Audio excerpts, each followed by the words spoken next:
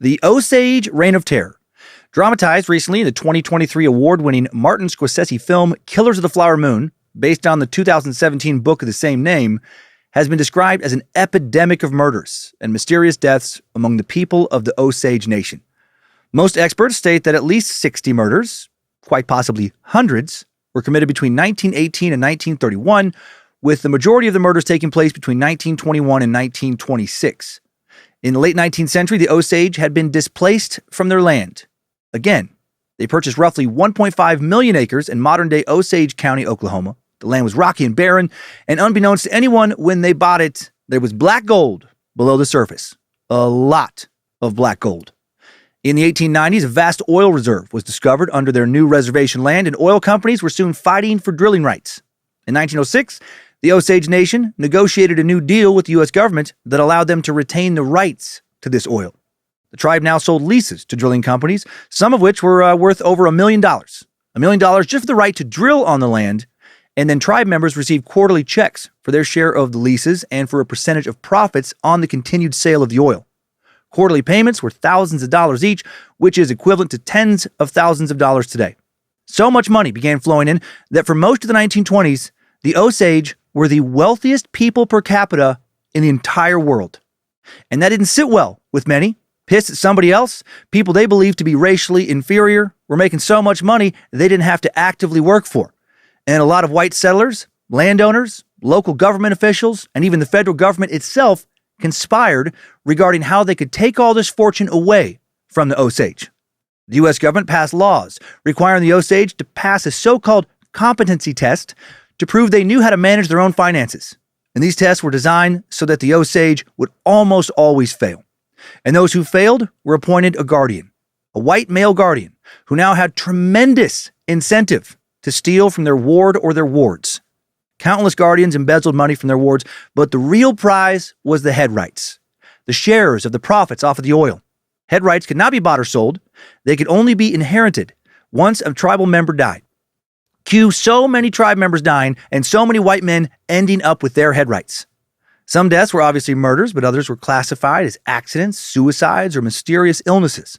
The murderous guardians were typically well connected with local doctors and law enforcement who ensured the deaths were almost never investigated. It's hard to say how many settlers in Osage County conspired to take away these head rights from the Osage by any means necessary, but it feels like hundreds, if not thousands. Like the majority of local white settlers were either actively pursuing these head rights in various nefarious ways or were on the take from those who were. The Osage Nation, once they realized that their new friends were not their friends and that they could trust almost no one in Oklahoma, they reached out to the Bureau of Investigation, the organization that became the FBI, for help. And what followed was the uncovering of a major, our kids should now be taught about this dark chapter of history conspiracy involving a prominent landowner with connections to a wealthy Osage family whose members just kept ending up dead. And what was happening to this one family was happening to many. Just a tip of the iceberg when it came to corruption, greed, and murder in Osage County.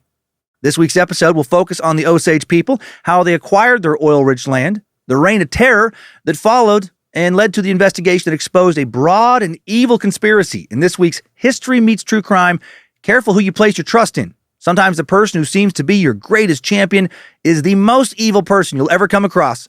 The West was still wild in 1920s Oklahoma edition of Timesuck. This is Michael McDonald, and you're listening to Timesuck. You're listening to Timesuck.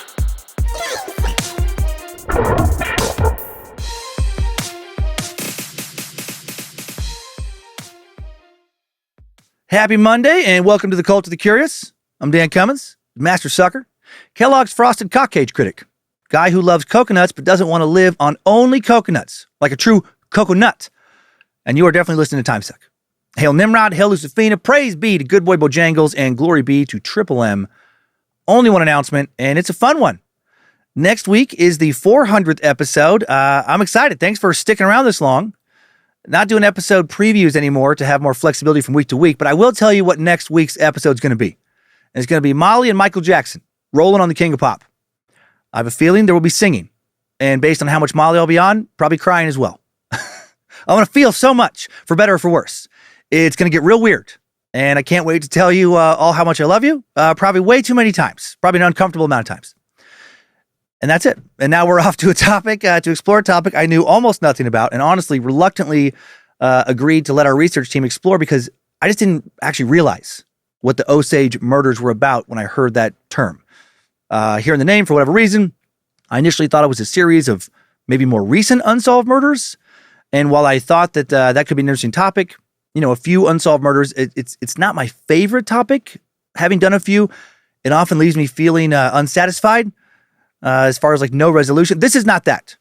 This is I cannot believe that this happened just a century ago. I can't believe I didn't know about this already. This is fucking crazy type of story. A broad conspiracy centered around a white man who truly seemed to own Fairfax, Oklahoma and the surrounding communities in a way we've almost never come across here before. Through bribes and intimidation, he and others like him created an atmosphere where it became all too easy to steal, con, and kill literally hundreds of newly very wealthy Osage people.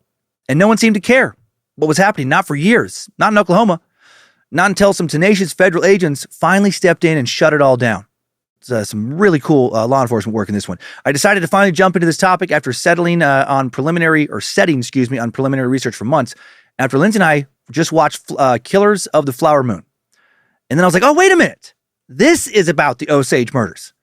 Watching the movie and working on the research the same weekend, man, Scorsese crushed it, as did the cast.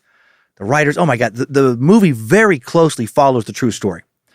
And of course, the running time is 206 minutes. There is just so much story here. Hope you are as captivated and horrified by it as I am. Also, just regarding the name Flower Moon, because I was like, what does that even mean?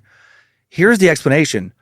The Osage refer to May, the month of May, as the flower-killing moon because of the spring flowers that bloom in May. They're then replaced by taller plants that suffocate them. The Osage describe the process as small flowers emerging in April, then being eclipsed by larger plants in May when the moon appears in the sky. Taller plants like spiderworts and black-eyed Susans creep over the smaller blooms, stealing their water and light. The necks of the smaller flowers break, and their petals flutter away, and before long, they're buried underground. Well, the killers in this story, they're the taller plants, trying to suffocate and destroy all the Osage people who had been there before them. Let's get started.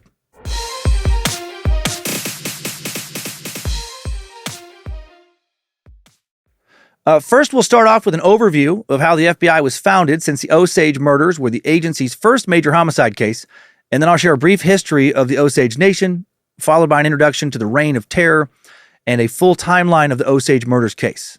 And before I begin, quick note, this episode won't be full of as many jokes and commentary as most of the episodes here. It felt too distracting. It was a conscious choice not to do that. There's just a lot to unpack in less than 3 hours. And I don't want it to be, muddy and confusing. There's just a lot of characters, a lot of important characters, a lot of twists and turns, especially in the timeline. So I spent most of my time and energy with this one just making sure I didn't fuck up a naturally compelling story, as opposed to reacting to stuff as insane as all the health nut craziness I was talking about last week with August Englehart's coconut madness, or like when I'm trying to make what I consider to be a little bit of a drier subject more interesting. So here we go. We covered the history of the FBI quite a while back now in episode 203, BSU, the FBI's serial killer catchers. The following is a brief summary of how the FBI came to be. The FBI was founded over a century ago now, in 1908, and they were needed. They needed to be founded. As the turn of the 20th century, the United States was expanding rapidly. At the turn. Just before the onset of the Civil War back in 1860, the population was just over 31 million. In just 40 years, that population more than doubled to over 76 million. And then it would increase by another 20% in just the next decade to over 92 million in 1910, then jump by another 15% over the subsequent decade to more than 106 million in 1920. And with all these extra people came, good and bad. And some of the bad was a lot of extra criminals. Criminals whose power would then increase greatly during the Prohibition era of 1920 to 1933, thanks to all that bootleg money. Criminals who were growing more organized, thanks to the mafia and other organized crime syndicates making that bootleg money. And these new criminals with deeper pockets often had better weapons than the law enforcement officers that were trying to stop them. Lots of bribe money, to convince law enforcement not to try and stop them, but to work with them instead. And thanks to the recent proliferation of the automobile, they were more mobile than ever. And it was getting easier and easier to avoid apprehension by just blasting away with a Tommy gun, jumping into a getaway car, fleeing across county or state lines, and out of pursuing cops' jurisdictions. So a new, more effective arm of law enforcement was very much needed. There was a need for law enforcement that had jurisdiction outside of their respective counties and states. And actually, this need had been growing since before Prohibition, thanks to a little wave of anarchy. Anarchy in the U.S.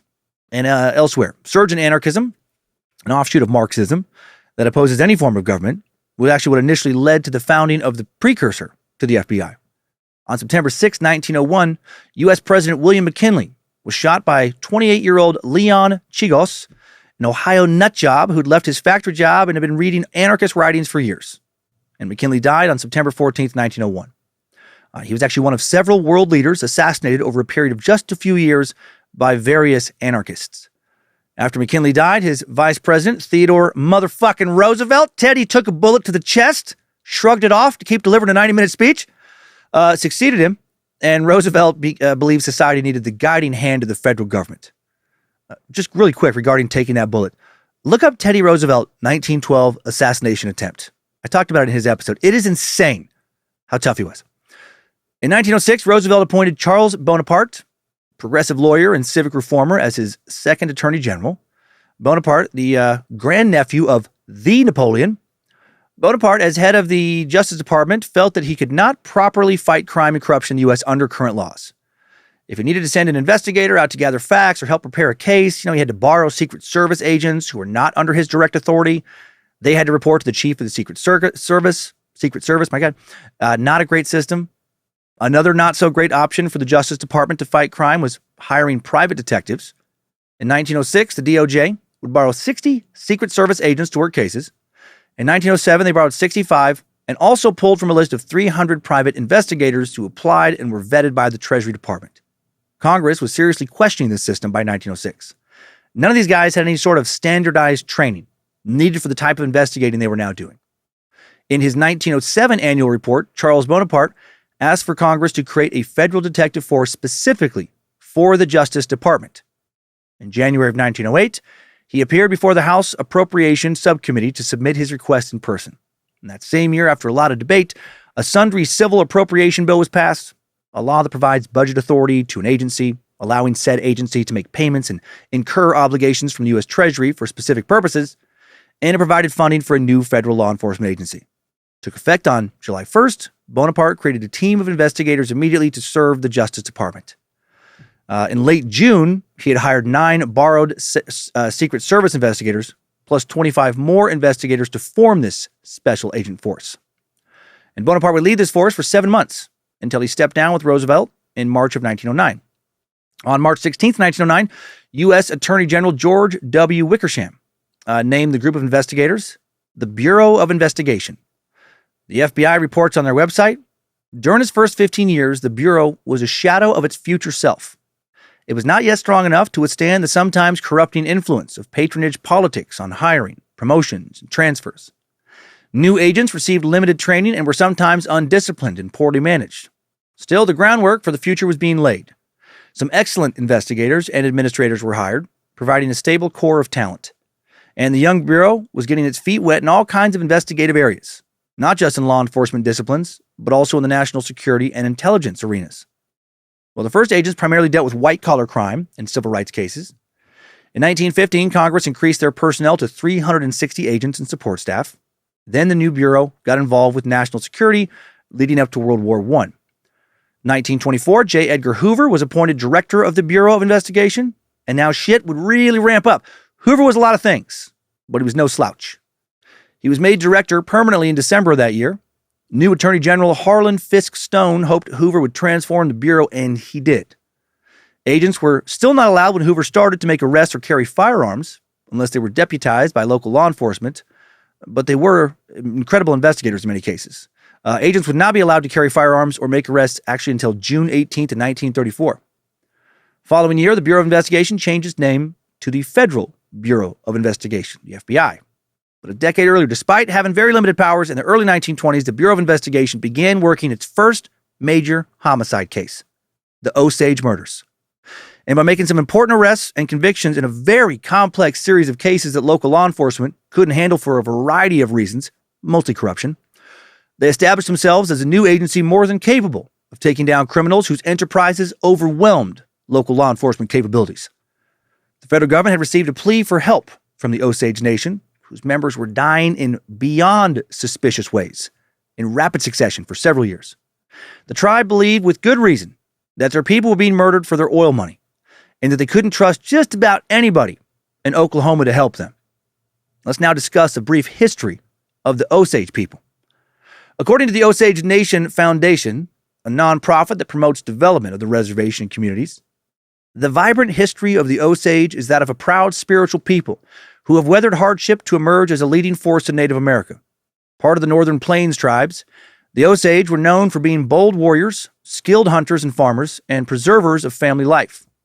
The Osage people had lived off the land of the modern-day U.S., for thousands of years prior to the arrival of colonizers.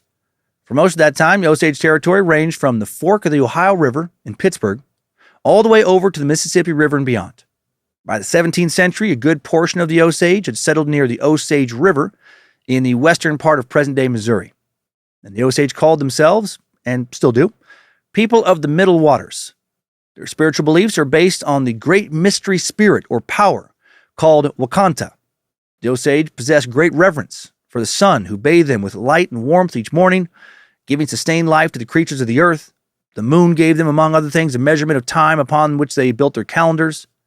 They read meaningful things from the arrangements of the planets and stars. They referred to the sun as grandfather sun, the moon as the moon woman. In fact, they visualized themselves as having once been stars in the universe, and believed they would be again if they lived in peace and harmony with the Great Spirit. In praying and supplicating Wakanta, the Great Spirit, the big and mighty Osages humbled themselves and called themselves the Little Ones. The Osage warrior believed himself a brother of all other animals created by Wakanta. He usually refused to kill or harm them, unless attacked by them or for the sustenance of himself and his tribe. As opposed to the teachings of Christianity, the Osages believed that all of Wakanta's creatures possessed an immortal soul, and they prayed and left offerings and sacrifices to Wakanta. And I could go on, but their spiritual beliefs aren't very relevant to today's story. I just found them interesting. Wanted to share a bit. Before the arrival of Europeans, the Osage lived a hunting, gathering, farming lifestyle, lived in villages along rivers, and their homes were arched oval structures, often over 15 feet tall. They typically held 2 big bison hunts a year. They had a summer hunt meant for meat and fat, and a fall hunt to replenish food supplies, but also get fur for coats, robes, moccasins, and other clothing. The Osage engaged in an untold number of territory wars with other tribes for control of land. They were fierce and a formidable force. By 1750, the Osage controlled over half or more of Missouri, Arkansas, Oklahoma, and Kansas. Around this time, the Osage took France's westernmost outposts along the Arkansas River. By 1790, the Osage were conducting raids all the way over in Santa Fe, New Mexico, and may have gone as far west as the Palos Verdes Peninsula in California, just south of Los Angeles. Spanish governmental communications in New Mexico and Texas showed that the Osage were established in Oklahoma by 1750. Possible that over 1,000 Osage lived in Oklahoma before 1800. In 1763, the French transferred Louisiana to Spain, and now the Osage battled the Spanish. Half century later, they were put on a collision course with the U.S. military when their land was part of the Louisiana Purchase of 1803. In 1804, a delegation of Osage leaders met President Thomas Jefferson at the White House, and he told them, "It is so long since our forefathers came from beyond the great water that we have lost the memory of it, and seem to have grown out of this land, as you have done. We are all now of one family.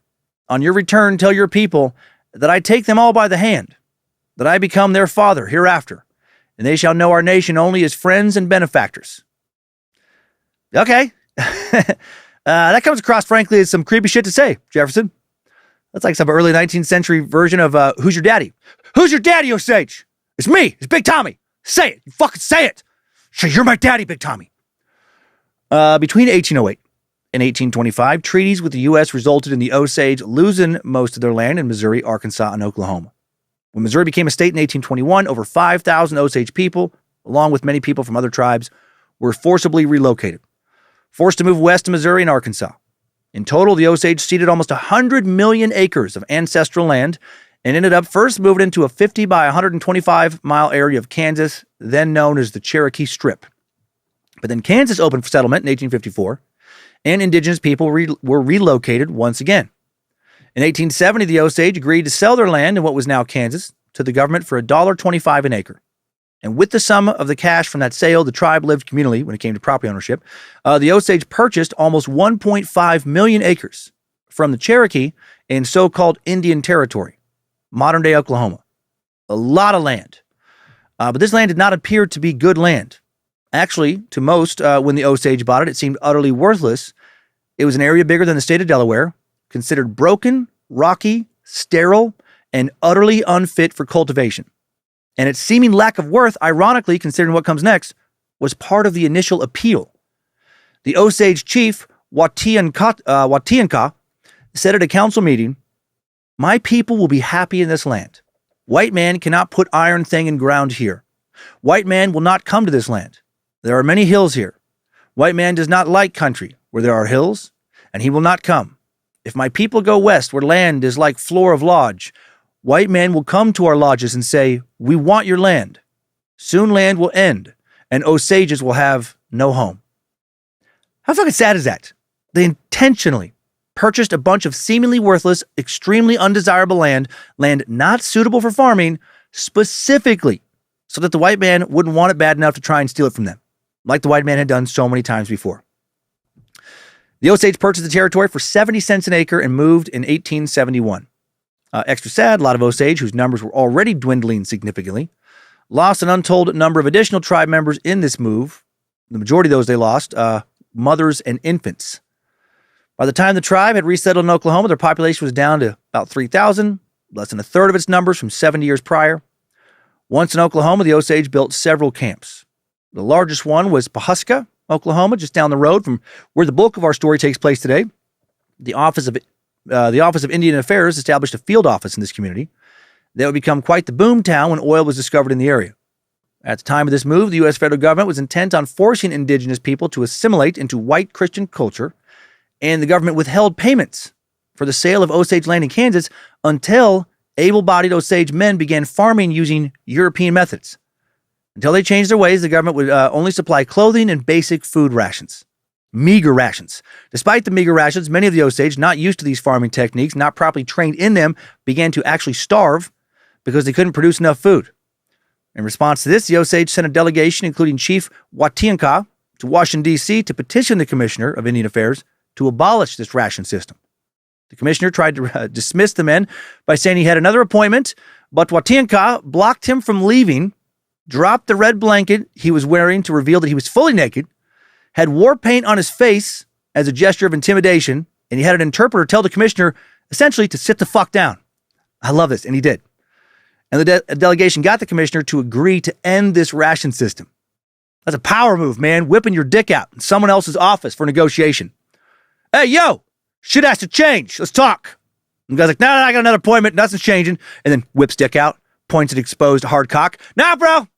Shit just changed right now. Sit the fuck down. Listen or suck it. Moving into the 1890s now, the Osage, I love that really happened. He really just threw off his blanket. I was like, nah, sit down. We're talking.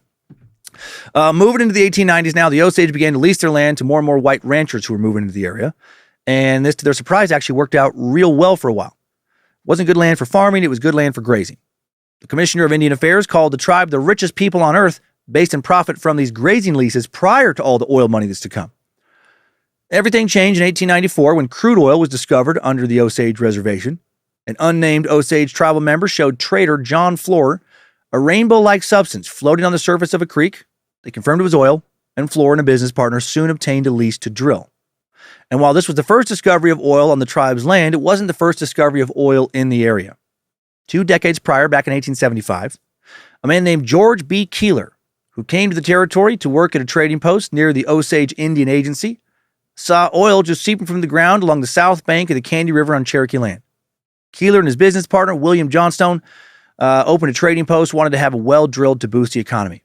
The men obtained a lease from the Cherokee, hired the Cudahy Oil Company to start drilling in Bartlesville, which was close to the Osage border. And that marked the beginning of the commercial oil industry in Oklahoma. But the well was capped until 1899, when the Kansas, Oklahoma Central, and Southwestern Railway was built to ship the oil. Then it wouldn't be plugged for half a century, not until 1948. Over 50 years and millions of dollars of black gold. Success of that well during its early years is what primarily led to more drilling on the Osage Reservation. In 1895, Henry Foster, a man from Kansas, acquired a blanket lease covering the entire Osage Reservation. When Foster died, his brother Edwin took over that lease. In 1896, Edwin organized the Phoenix Oil Company, later reorganizing it into the Indian Territory Illuminating Oil Company. On April 15, 1897, a well called Nellie Johnstone, number 1, began producing oil. And that was the first commercial oil well drilled in Indian Territory. The oil industry on the Osage Reservation was slow going at first due to poor transportation and low oil prices. By 1903, only 40 wells had been completed. But then in 1904, a pipeline was built that led to a standard oil refinery in Neosho, Kansas, which cut transport costs by almost 40%. And by 1905, there were over 300 wells in operation. Originally, the Bureau of Indian Affairs gave oil men drilling rights with just a 10% royalty being paid back to the Osage. Fucking straight up robbery. In 1906, the Osage able to negotiate a better deal. The Osage Allotment Act of 1906 would ensure that the Osage would retain their mineral rights to the land. And before we talk about that Allotment Act, we have to backtrack to establish a bit more context. The Osage were not subject to the Dawes Act of 1887, like most tribes, because they actually purchased the land of their new home, as opposed to being awarded it.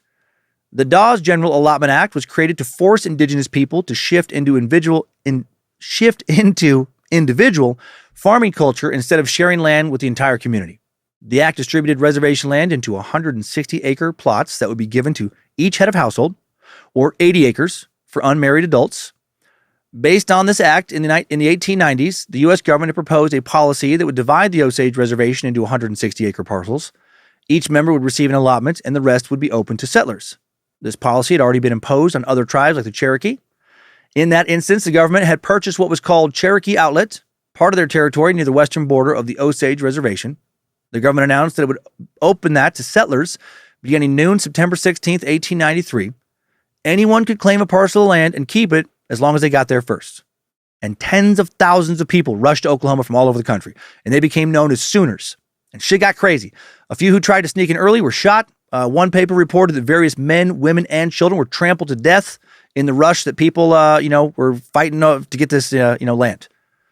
And then once the land was settled, well, now the Cherokee were once again a minority in their own land. And the Osage chief, James Big Heart, was able to stall the government for several years to prevent this situation from happening on his reservation. By the early 20th century, the Osage could no longer stop the enforcement of some sort of allotment policy. The Osage would be the last tribe in Indian Territory to have their land allotted. But thanks to legal actions on the tribe's part, it would not be allotted in nearly the same way. James Bighart and a half-Osage lawyer named John Palmer negotiated the terms of their unique allotment. Huge win for the Osage. It was agreed that the land would be divided amongst members of the tribe only, which increased individual allotments far beyond 80 or 160-acre parcels to 657-acre parcels. The Osage also added in the following agreement that the oil, gas, coal, or other minerals covered by the lands are hereby reserved to the Osage tribe. And they added that because they had known about the oil under the reservation for over a decade now. Under the Osage Allotment Act in 1906, subsurface minerals within the reservation were held in trust by the U.S. government, but were tribally owned. There was no extra land on the reservation after this allotment deal was signed, meaning the Osage owned their entire reservation, and no white settlers, could take any land from them under the Homestead Act. The tribe then distributed the royalties from any oil leases on their land equally among a few thousand enrolled members, right between 2,000 and 3,000. Native shares in their oil leases were called head rights. And these head rights will become such a double-edged sword in this story, like truly both a blessing and a terrible curse. Collectively, all proceeds from oil revenue initially went into the Osage Trust estate that was made up of cash from treaty settlements, land sales from the Kansas reservation, and accumulated interest money. And income from grass and mineral leases was distributed quarterly to each head right holder. Tribe members could sell their land, let someone else buy it and ranch it, build homes on it, lease it for grazing, whatever. But they could not buy or sell their head rights, which helped keep resources within the tribe, right? Smart, very smart. This would be very beneficial for the Osage because the oil industry grew exponentially from 1906 to 1907. 1907, the oil fields produced over 5 million barrels. Oklahoma also became a state on November 16th, 1907. The reservation was located in what was now called Osage County. Beginning in 1912, the Osage began holding quarterly public auctions for 160-acre drilling leases. These auctions were highly competitive. Oil companies tried to outbid each other for the best pieces of land. The highest bid ever made was just under $2 million for a 160-acre tract. The highest total collected at a single auction, almost $14 million. This is hundreds of millions today. That'd be more than just shy of $500 million today. Each auction, of course, brought in more and more oil production. One of the most productive areas in Osage County was a place called Burbank Field, developed in the 1920s by the Marlin Oil Company, led by future Oklahoma Governor Ernest W. Marland. Burbank produced over 103 million barrels in 1926 alone. And Burbank is in the center of the area of Osage County where our story will take place. Due to all this oil, several boom towns in Osage County shot up, just like the gold towns, had shot up in California over 70 years earlier with the 49ers and such, to house and cater to all the people coming to the area to work in these oil fields, make money from those working in the oil fields. Some of these towns like Pawhuska, Hominy, Fairfax, Granola, Bartlesville are still around today. Most of the events of today's story will take place in Fairfax, in the surrounding area of Fairfax, Greyhorse, then Pawhuska. Now let's talk about how much money all this oil, this black gold, was put into the pockets of the Osage. Initially, when production was just beginning, the quarterly checks were just a few dollars, but as more and more oil was drilled, the checks grew into thousands and then into the tens of thousands. For example, in 1923, there were 2,000 tribe members, collectively receiving $30 million, equivalent to around 400 million today. Just that year, which would mean that those 2,000 tribe members each received the equivalent of $200,000. According to the Oklahoma Historical Society, by 1926, the average Osage family with 3 kids received over $65,000 a year, which is over $1.1 million today. And that doesn't count any additional money they made off of the land through leasing, their grazing rights, through selling the land, through any other business ventures. And guess who fucking hated seeing the Osage get all that money? The white settlers who worked in the oil fields or in the new boom towns, or for the Osage in some other capacity, the oil companies doing the drilling, the federal government who signed the deal that made this all possible. And then just random people around the country. A reporter from Harper's Monthly Magazine once wrote, "Where will it end? Every time a new well is drilled, the Indians are that much richer. The Osage Indians are becoming so rich that something will have to be done about it." What a fucking weird attitude. Why? Why would something ever need to be done about that? How did the Osage having extra money in their pockets affect the pockets of that dipshit reporter? Zero. Not at all. They struck it rich. You didn't. Tough shit. Take that jealous energy and shove it up your ass, right? You want to try and strike it rich? Get entrepreneurial. Go do something yourself. The Osage won't stop you. They didn't take your oil money. It's fucking crazy. The image of the wealthy Osage was just hard to stomach for many. It contradicted what most white Americans thought about indigenous people. Papers reported on Osage people who lived in mansions, wore diamond rings and fur coats, rode in chauffeured cars. They sent their daughters to the best boarding schools, and good for them. They also hired servants, many of whom were black or Mexican, but also sometimes white. And the white servants, often immigrants to America from Ireland primarily it seems, who worked for the Osage were called derogatory names by other whites who looked down on them for, working for natives. No one was angrier about all this than poor whites, who considered themselves racially superior to the natives. Seeing them become rich while they were still poor, really chapped their asses. Felt to them like it was a slap in the face to what they believed was supposed to be the natural order of things. So a lot of them got to scheming about how they could take this wealth from the Osage. And soon they found a way to steal their head rights. As I mentioned, oil head rights could not be bought or sold, but they could be inherited. If you as a white person married an Osage person or became their legal guardian, through a super shady new legal mandate I'll mention here in just a minute. And then, something tragic happened to them and they just kind of up and died. Well, now you inherited that head right and got to cash those quarterly checks until either you died or the oil money ran out. What a fucking deal. Wouldn't you know it? Around the time that white Americans discovered this loophole in the system, a suspiciously large number of Osage started to die. And that would become known as the Reign of Terror. From 1921 to to 1926, there were over 60 mysterious unsolved murders in Osage County, at least that many. And here's how that shady law I referenced just a minute ago came to be. March 3rd, 1921, Congress passed a law requiring the Osage to pass a measure of competency to prove they could manage their own money. If they failed, this is so fucked up. If they failed, they would be appointed a white male guardian to control their finances, who had like carte blanche, basically, to run their money for them. And the test was designed for them to fail because it wasn't really a test. Any Osage under the age of 18, they were automatically deemed incompetent, needed a guardian. And adult Osage had to appear before members of Oklahoma's notoriously corrupt, at this time, county probate courts. And court officials would just ask them whatever the fuck they wanted to ask them when it came to determining their, quote, competence. There was no standardized test, no standardized system. The Oklahoma courts routinely found Osage to be incompetent without even considering their mental capacity. For example, a guardian was appointed for one Osage woman on the basis that her savings suggested a lack of spending. Read, she was being too responsible with her money and not just wasting it. This woman's local court officials took her healthy savings as a sign of, quote, incompetence. Evidence she just didn't understand the value of money. Oh boy. So she had to have a guardian assigned by the court. Cue so many shady motherfuckers bribing court officials to get these guardian appointments. So much corruption was going on now. Many guardians would abuse their appointments to gain control over their ward's wealth for their own personal benefit. This whole system was rigged. If you were full-blooded Osage, you could be the smartest person on earth, but you would still be deemed incompetent because corrupt court officials and corrupt locals paying those officials wanted that full-blood oil share of yours. And what led to that law being passed? Yeah, just in a word, racism, truly.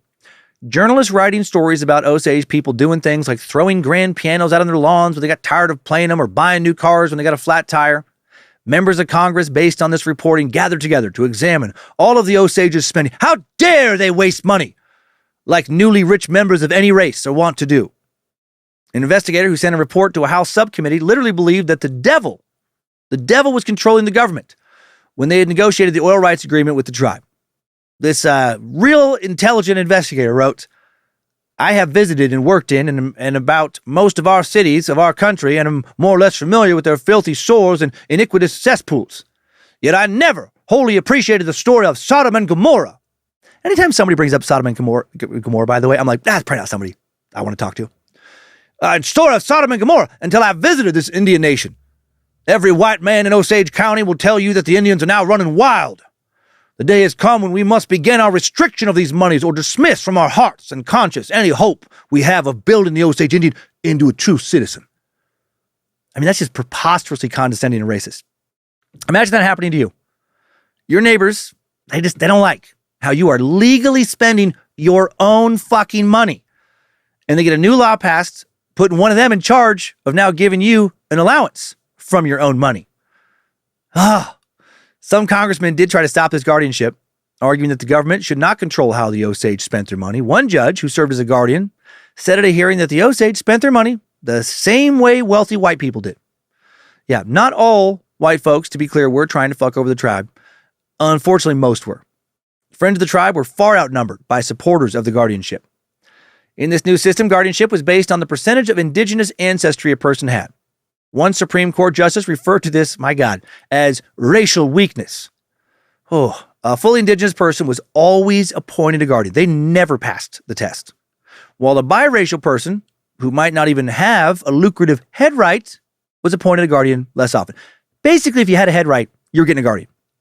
Those with guardians were only allowed, to withdraw a few thousand annually from their trust funds, even if they needed to pay medical bills or wanted to get like a quality education.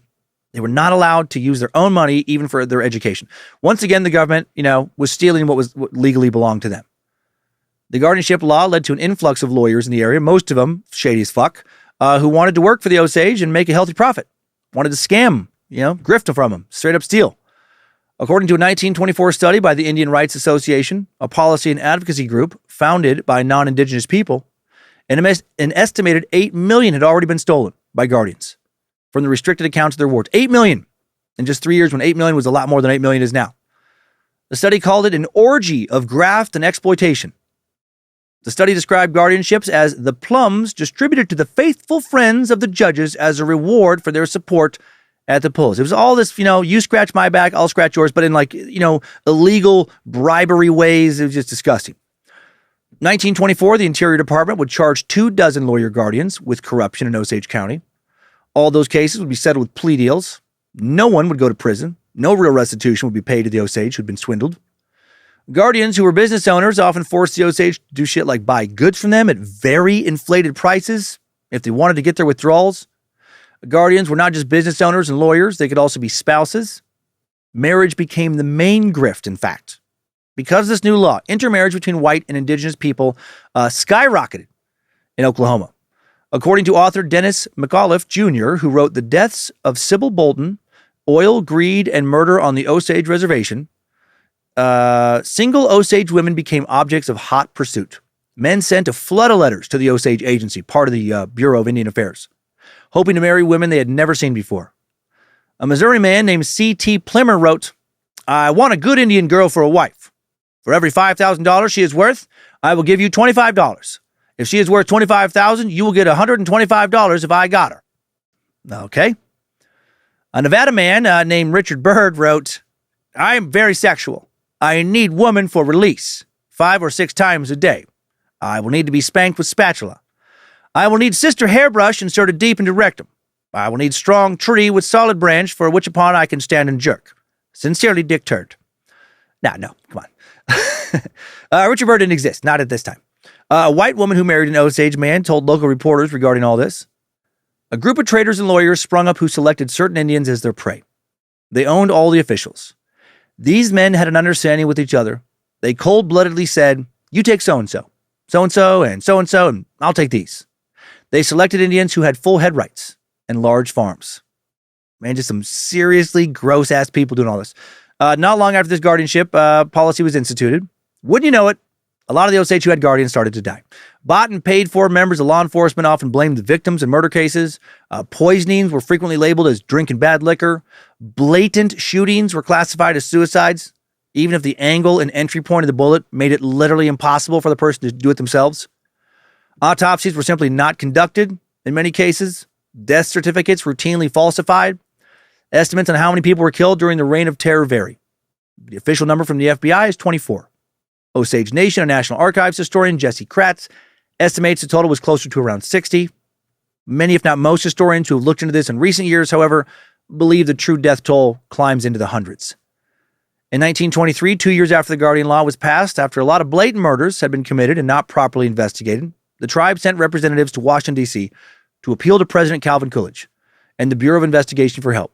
And soon, help would come. The Osage murders were the FBI's first major homicide case, as I've said. Since there was just too much to cover in one episode, if we don't limit our scope, today's timeline here coming up will focus primarily on the murders of just one particular family and people in their periphery. From 1918 to 1923, an Osage woman named Molly Burkhart watched most of her family get murdered, one after another, leaving her as the sole beneficiary of all their head rights, as through inheritance it all trickled down to her and her husband. All the while, her money was being controlled by her white husband, Ernest Burkhart. During the investigation into the murders, the Bureau focused on Ernest's uncle, William King Hale, described as a prominent land baron. Hale portrayed himself as the best friend of the Osage, and he was not. He was the ultimate wolf in sheep's clothing. A man described by the Killers of the Flower Moon author David Grann as truly evil as anyone he had ever encountered.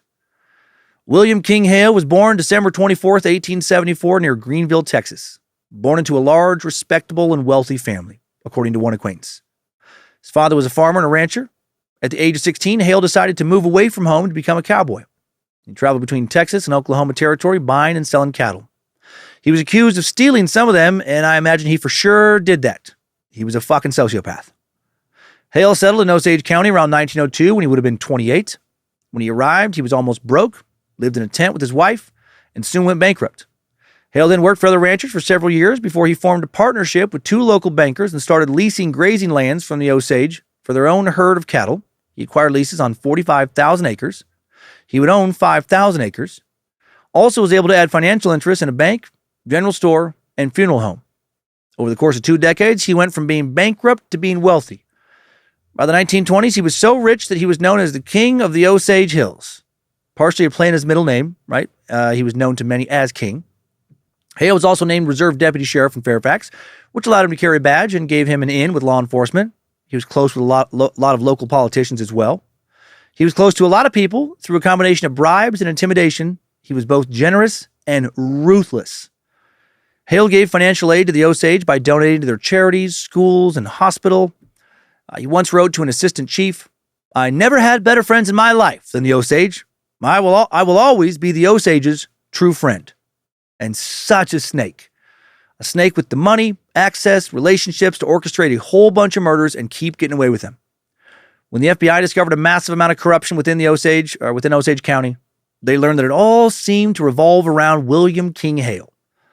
And Hale was currently mostly focused on Molly Burkhart's head rights.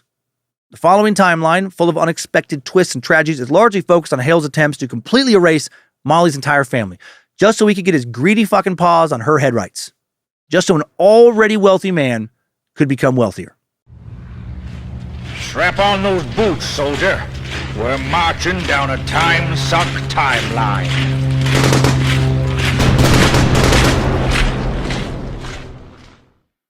The main source for today's timeline, although many different sources were used, is Killers of the Flower Moon, with the Osage murders and the birth of the FBI by David Grann. Grann spent years painstakingly researching the Osage murders, digging through historical archives in order to tell the following story. And hail David Grann. Without his work, we would not have many of these details. Molly Burkhart was born December 1st, 1886. Molly and her sisters were members of the Osage tribe. Her Osage name was Wakantahiumpa. Her sister Anna was called Wahalumpa. Minnie was called Washashi. And Rita was called Mesimoy.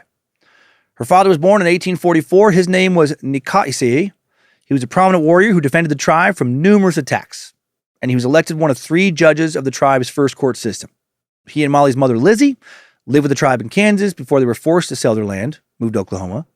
Lizzie and Nikiasia then, of course, moved to Oklahoma and lived in a settlement called Gray Horse in the western part of the territory. Not much left of Gray Horse today, smattering of houses in the community center, just over 4 miles outside of Fairfax, where again a lot of today's action takes place. Fairfax only had a few thousand people during the events of today's story. It has close to 1,000 now. Back then it had a lot more jewelry stores, fancy restaurants, speakeasies and such, catering to people with a lot of cash, thanks to all the oil money. Molly was around 10 years old when oil was discovered on the reservation. She'd grown up around white people trying to assimilate her into American culture.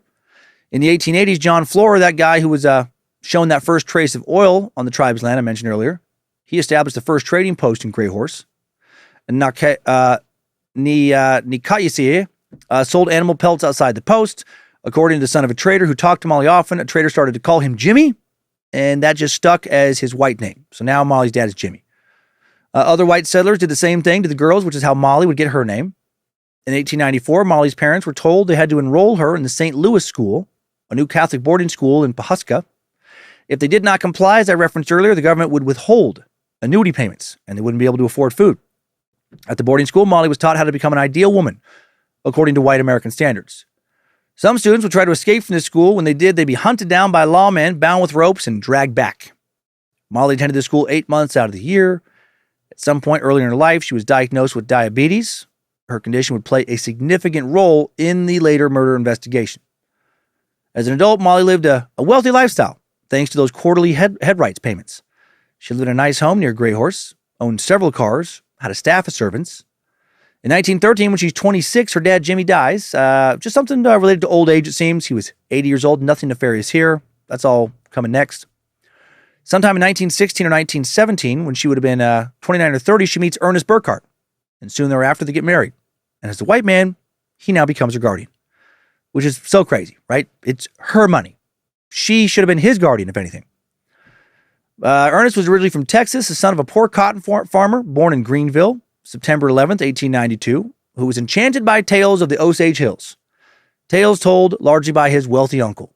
In 1912, at the age of either 19 or 20, he leaves home to go live with his uncle, William King Hale, in Fairfax, Oklahoma. Ernest once said about his uncle, he was not the kind of man to ask you to do something. He told you.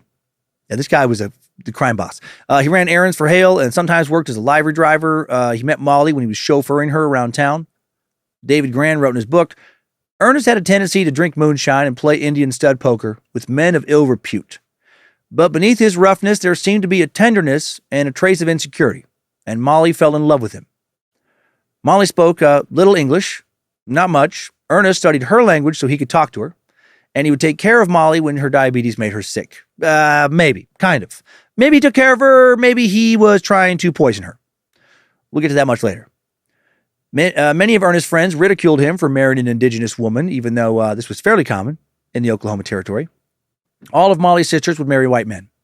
Molly originally wanted to have an arranged marriage like her parents had, but her parents wanted her to find love. And my oh my, how that beautiful thought will backfire tremendously. Molly and Ernest will have 3 children, Elizabeth, James, and Anna. Molly took care of her children, or at least the oldest 2, and was also a caregiver to her mother, Lizzie, who moved in after her husband passed away, who was often ill. The year after she gets married in 1918, Molly's 27-year-old sister, Minnie, dies of, quote, a peculiar wasting illness. She'd been perfectly healthy her whole life, suddenly gets sick not long after getting married.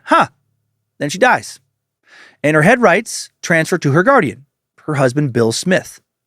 Her death was unexpected and strange, but no one would question it at the time.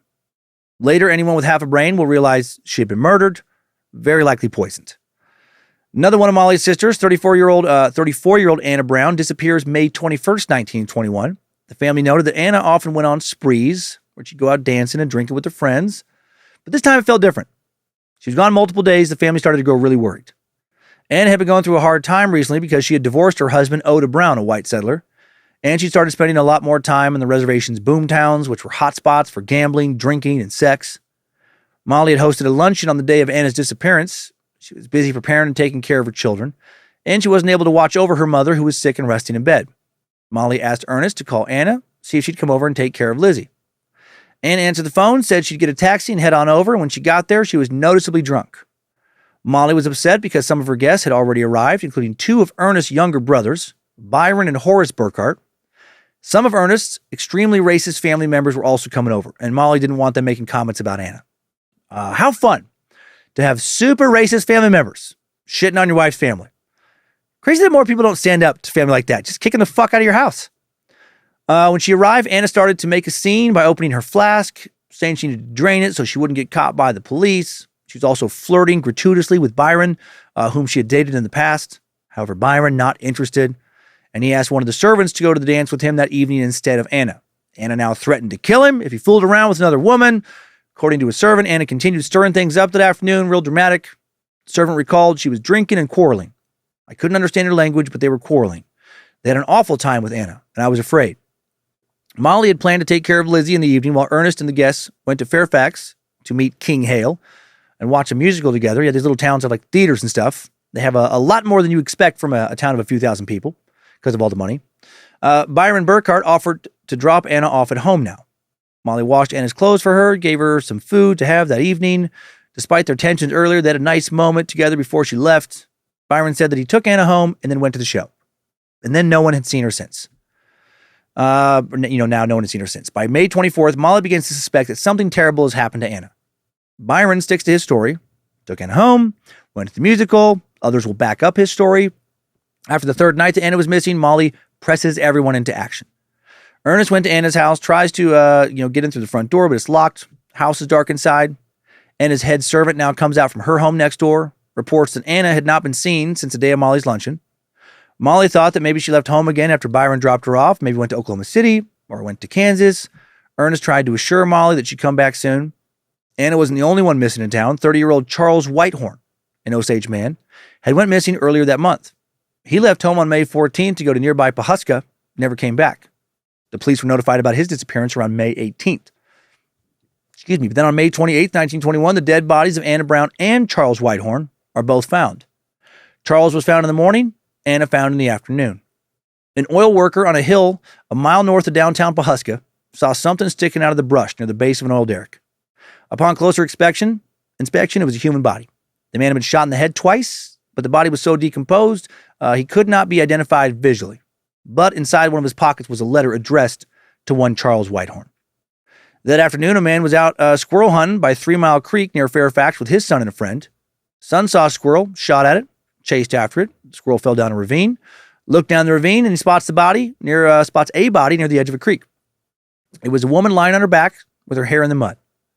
The men searched for law enforcement officers in Fairfax, found none, so they spoke to Scott Mathis, proprietor of Big Hill Trading Company, a bigwig in the community with ties to King Hale, and the guardian of Molly's mother, Lizzie. He told the undertaker about the death, and they went to the creek. They dragged the body to the top of the ravine, and the undertaker put it in a wooden box. The coroner tried to determine if the body was the missing Anna Brown, but it was too decomposed.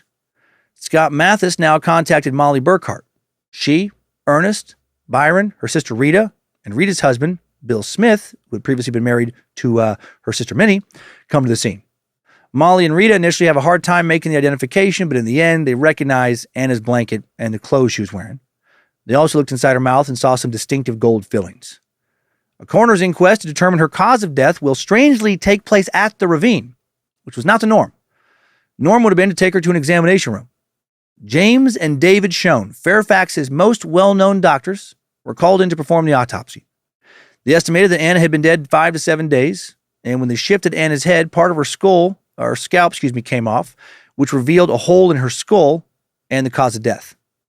Looked like a .32 caliber bullet wound. The bullet entered in a downward trajectory, which showed that she was murdered and had not shot herself. The local sheriff, Harvey M. Fries, was already working on the Whitehorn case, and he sent out one of his deputies to collect evidence, and the Fairfax town marshal joined him. David Gran wrote that these early law enforcement officers were not forensic wizards in any way, shape, or form. They were amateurs, mostly expected to deter crimes. Officers were paid very little and were prized for being quick draws. Therefore, Gran wrote, it's not surprising that the boundary between good lawmen and bad lawmen was porous. Yeah, they were easily bribed, and often in like these kind of parts of the country. There were rumors that Sheriff Fries was very corrupt. He turned a blind eye towards gamblers and bootleggers operating in the county pretty much continually. One of those bootleggers, Henry Grammer, a former rodeo champion, convicted murderer and moonshiner, later admitted to other authorities that he had been assured if he was ever arrested, Sheriff Fries would release him within minutes. Just handed him a get-out-of-jail free card. A group of citizens from Osage County had previously issued a resolution about the sheriff, saying that the people who believe a sworn officer of the law should enforce the law are hereby urged to see or write Sheriff Fries at once and urge him to do his sworn duty. Do your fucking job, Sheriff Fries. Meanwhile, at the ravine, the Schoen brothers saw through Anna's skull, lifted her brain out to try and extract the bullet, but couldn't find it, or claimed they couldn't find it, maybe hid it. These guys are also super corrupt and tied to King Hale. The officers went down the bank to try and find it. One of the lawmen found a bottle on the ground, partially filled with a clear liquid that smelled like moonshine. They theorized that Anna was sitting on a rock drinking when someone, who knows who, came up behind her and shot her. There were 2 sets of car tracks between the road and the gulch. Cars came from the southeast and circled back. The officers did not make a cast impression of these tire tracks and to try to match it to any cars in the area. They also didn't check for prints. They didn't check Anna's body for gunpowder residue. They didn't photograph the crime scene, and they should have done all that. But they weren't serious about solving this murder. The 2 murders were the talk of Pawhuska and Fairfax. Everyone was speculating who could be responsible. Pawhuska is 28 miles from Fairfax and a bit bigger. It's the county seat, and while less than 3,000 people live there now, over 6,000 people live there at this time. Very hustling, bustling community. Theater, movie theater, high-end shopping, car dealership, and more. The bullets from Whitehorn's skull appeared to be .32 caliber, which was likely the same weapon that killed Anna. Molly pushed for an investigation, but law enforcement didn't seem, frankly, too concerned about either murder. So now Molly reached out to the worst person she could have reached out to. She just didn't know it. Her husband, Ernest's uncle, William King Hale. King was considered a powerful advocate for God-fearing souls. He pretended to be a great Christian man, helping to hide the ruthless, greedy murderer he really was, and he vowed he would get justice for Anna. After Anna was buried, Molly gave evidence at a hearing in Fairfax arranged to help determine who could have killed her. She said that Anna left her house in a car with Byron Burkhart. Molly was eager to answer any questions, but the justice of peace and the jurors, didn't ask much from her. Didn't seem that interested. Again, it just didn't seem like many people, white people at least, cared what had happened to Molly's sister Anna. Byron Burkhart was at least questioned because he was the last person seen with Anna. Byron was already known to local law enforcement. He had once stole cattle from his uncle Hale. Byron said that after he dropped Anna off around 5 o'clock, he went to town to see a show with his family. Byron and Ernest, Byron's brother, Molly's husband and guardian, were both detained as suspects and released for lack of evidence. The main theory at the time was that Anna's killer came from outside the reservation. Another theory was that the killer was Anna's ex-husband, Oda Brown. When Anna divorced Oda, she left almost all of her money in her will and her head rights to her mother, Lizzie. After she was buried, Oda hired a lawyer, tried to contest the will, but was unsuccessful. An investigator concluded he was, quote, absolutely no good and capable of doing almost anything for money. He was just one of so many dirty, rotten scoundrels in the story. July 23rd, 1921, Oda Brown's arrested and jailed for the murder of Anna Brown. A man named Asa Thomas had been jailed in Kansas for check forgery, and he had mailed a letter to the Osage sheriff claiming he had info about the murder.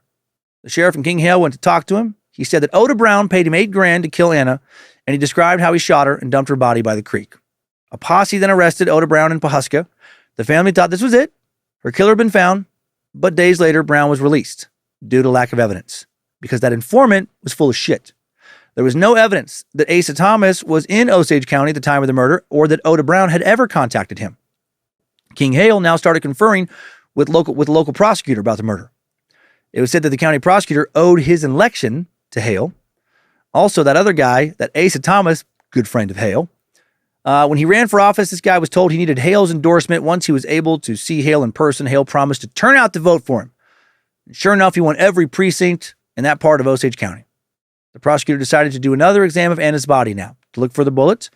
Her remains were exhumed, but nothing was found because that's probably what King wanted to happen. The justice of the peace closed the inquiry in July of 1921 with the conclusion that Anna was killed at the hands of parties unknown. The same determination was made in the Charles Whitehorn case. And then that same month, now there's another suspicious death. Molly and Anna's mother, Lizzie, became very sick and passed away. Bill Smith, the husband of Molly's sister, Rita, now thought something was off because how close Lizzie and Anna's deaths were. He was frustrated with how the investigation was handled with Anna and was looking into it himself. He also thought it was odd that no doctor could diagnose Lizzie's illness. He came to believe that Lizzie had been poisoned and that all three deaths, Lizzie's, Anna's, Minnie's 3 years prior, all connected to their oil head rights. Bill sounds like a good dude here, right? Maybe not. Bill Smith, also a suspicious character. Gran wrote, the 29-year-old Smith had been a horse thief before attaching himself to an Osage, to their fortune. First by marrying Molly's sister Minnie, then only months after Minnie's death from a mysterious wasting illness in 1918 by wedding Molly's sister Rita. Also, it was said that Bill was physically abusive to Rita when he drank, which was often. Rita threatened to leave him, but never did. One person said that Rita's judgment was clouded by a love that was truly blind. Molly now secretly wondered if Bill was responsible for Minnie's death and maybe for her mother's and sister's as well. King Hale also proclaimed that he didn't trust Bill, and a local attorney speculated that he was prostituting the sacred bond of marriage for sordid gain. A lot of people were doing that then. In August, Molly's family decided to offer a $2,000 reward now for any information because of the foulness of the crime and the dangers that exist to other people. The Whitehorn family also offered a $2,500 reward in this case. And William King Hale promised an additional reward of an amount not specified in sources to anyone with information that led to the killers. He also decided to hire a private detective to look into it. Private detectives, useful resource at this time, but the quality of these detectives varied wildly. They weren't all top-notch ace detectives like our Sonny Hollister. Right? They can't all be solving crimes faster than you can say, bang, bang, chicken and shrimp. Grant explains in his book, during much of the 19th and early 20th centuries, private detective agencies had filled the vacuum left by decentralized, underfunded, incompetent, and corrupt sheriff and police departments. They were untrained and unregulated and often had criminal records themselves. Yeah. Hale hired a PI from Kansas named Pike. Molly's family hired some PIs as well, using money from Anna's estate, which was administered by Scott Mathis, owner of that Big Hill Trading Company. Mathis, again, Lizzie's guardian. Both women had been legally deemed incompetent to manage their own finances, for fuck's sake. The agents working for Mathis identified themselves only by their numbers. Agent number 10 traveled with Mathis to the crime scene. Another agent interviewed Anna's main servant. The servant said that after Anna was found, she got a set of keys, went to Anna's house with her sister Rita. No one had done a search yet. Some investigation. Everything was how they left it, but Anna's alligator purse that she took to Molly's luncheon was lying on the floor with everything torn out of it.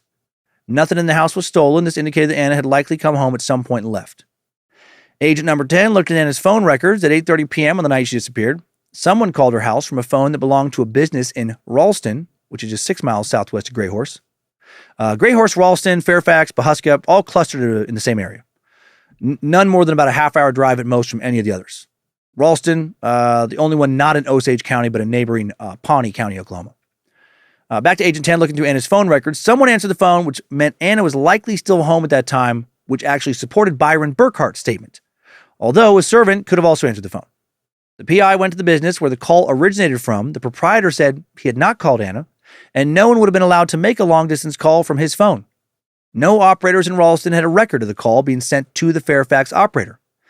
Agent 10 wrote in a report, "This call seems a mystery." He suspected that an operator had been paid to destroy the original call log ticket. Detective number 46 was sent to find Oda Brown in Ponca City, 25 miles northwest of Greyhorse. Brown wasn't there. He was in Perry, Oklahoma, visiting his dad. Number 46 went to Perry the next day, couldn't find Brown, moved on to nearby Pawnee County. Detective finally found Oda, followed him, and his new wife. One day, Agent 46, or PI 46, tried to befriend Oda. When Oda mentioned that his ex-wife was murdered, number 46 tried to get information from him about where he was when she died. Brown said he was away with another woman, but wouldn't say where. Meanwhile, Detective number 28 learned that a woman from the Kaw tribe who lived near the western border of Osage County had signed a statement claiming that Rose Osage, a woman from Fairfax, admitted that she had killed Anna after Anna tried to fuck her boyfriend, Joe Allen. Rose said they were riding in a car and she shot her in the top of the head. Joe helped her dump the body by 3 Mile Creek. Rose tossed her clothes in the creek because they were bloody.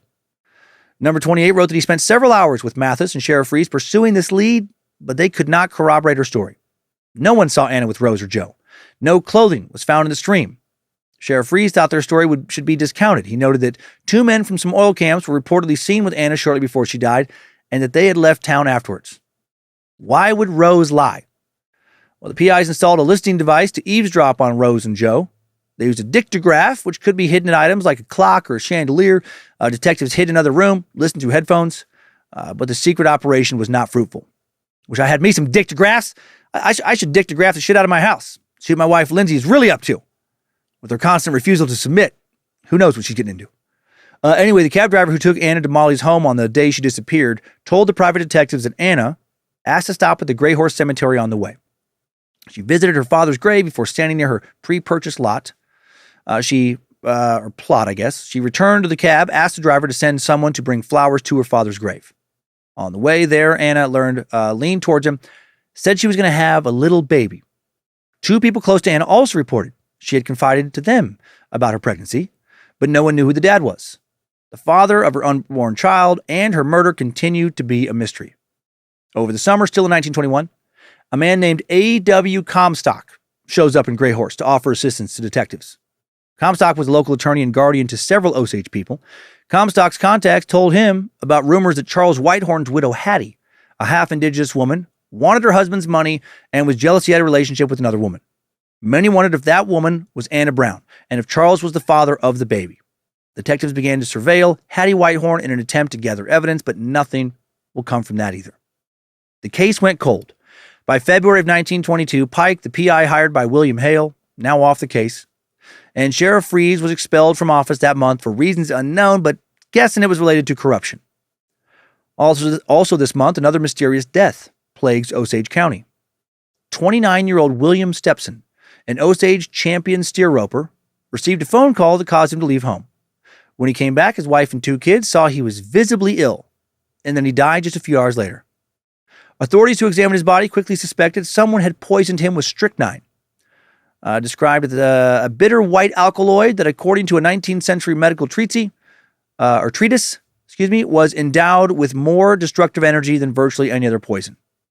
That suspicion not confirmed, though. By the early 1920s, scientists could detect poisons and toxins in people's bodies by testing tissue after death, but those methods not applied consistently, and Osage County did not have a coroner who was trained in forensic methods like that. So how convenient.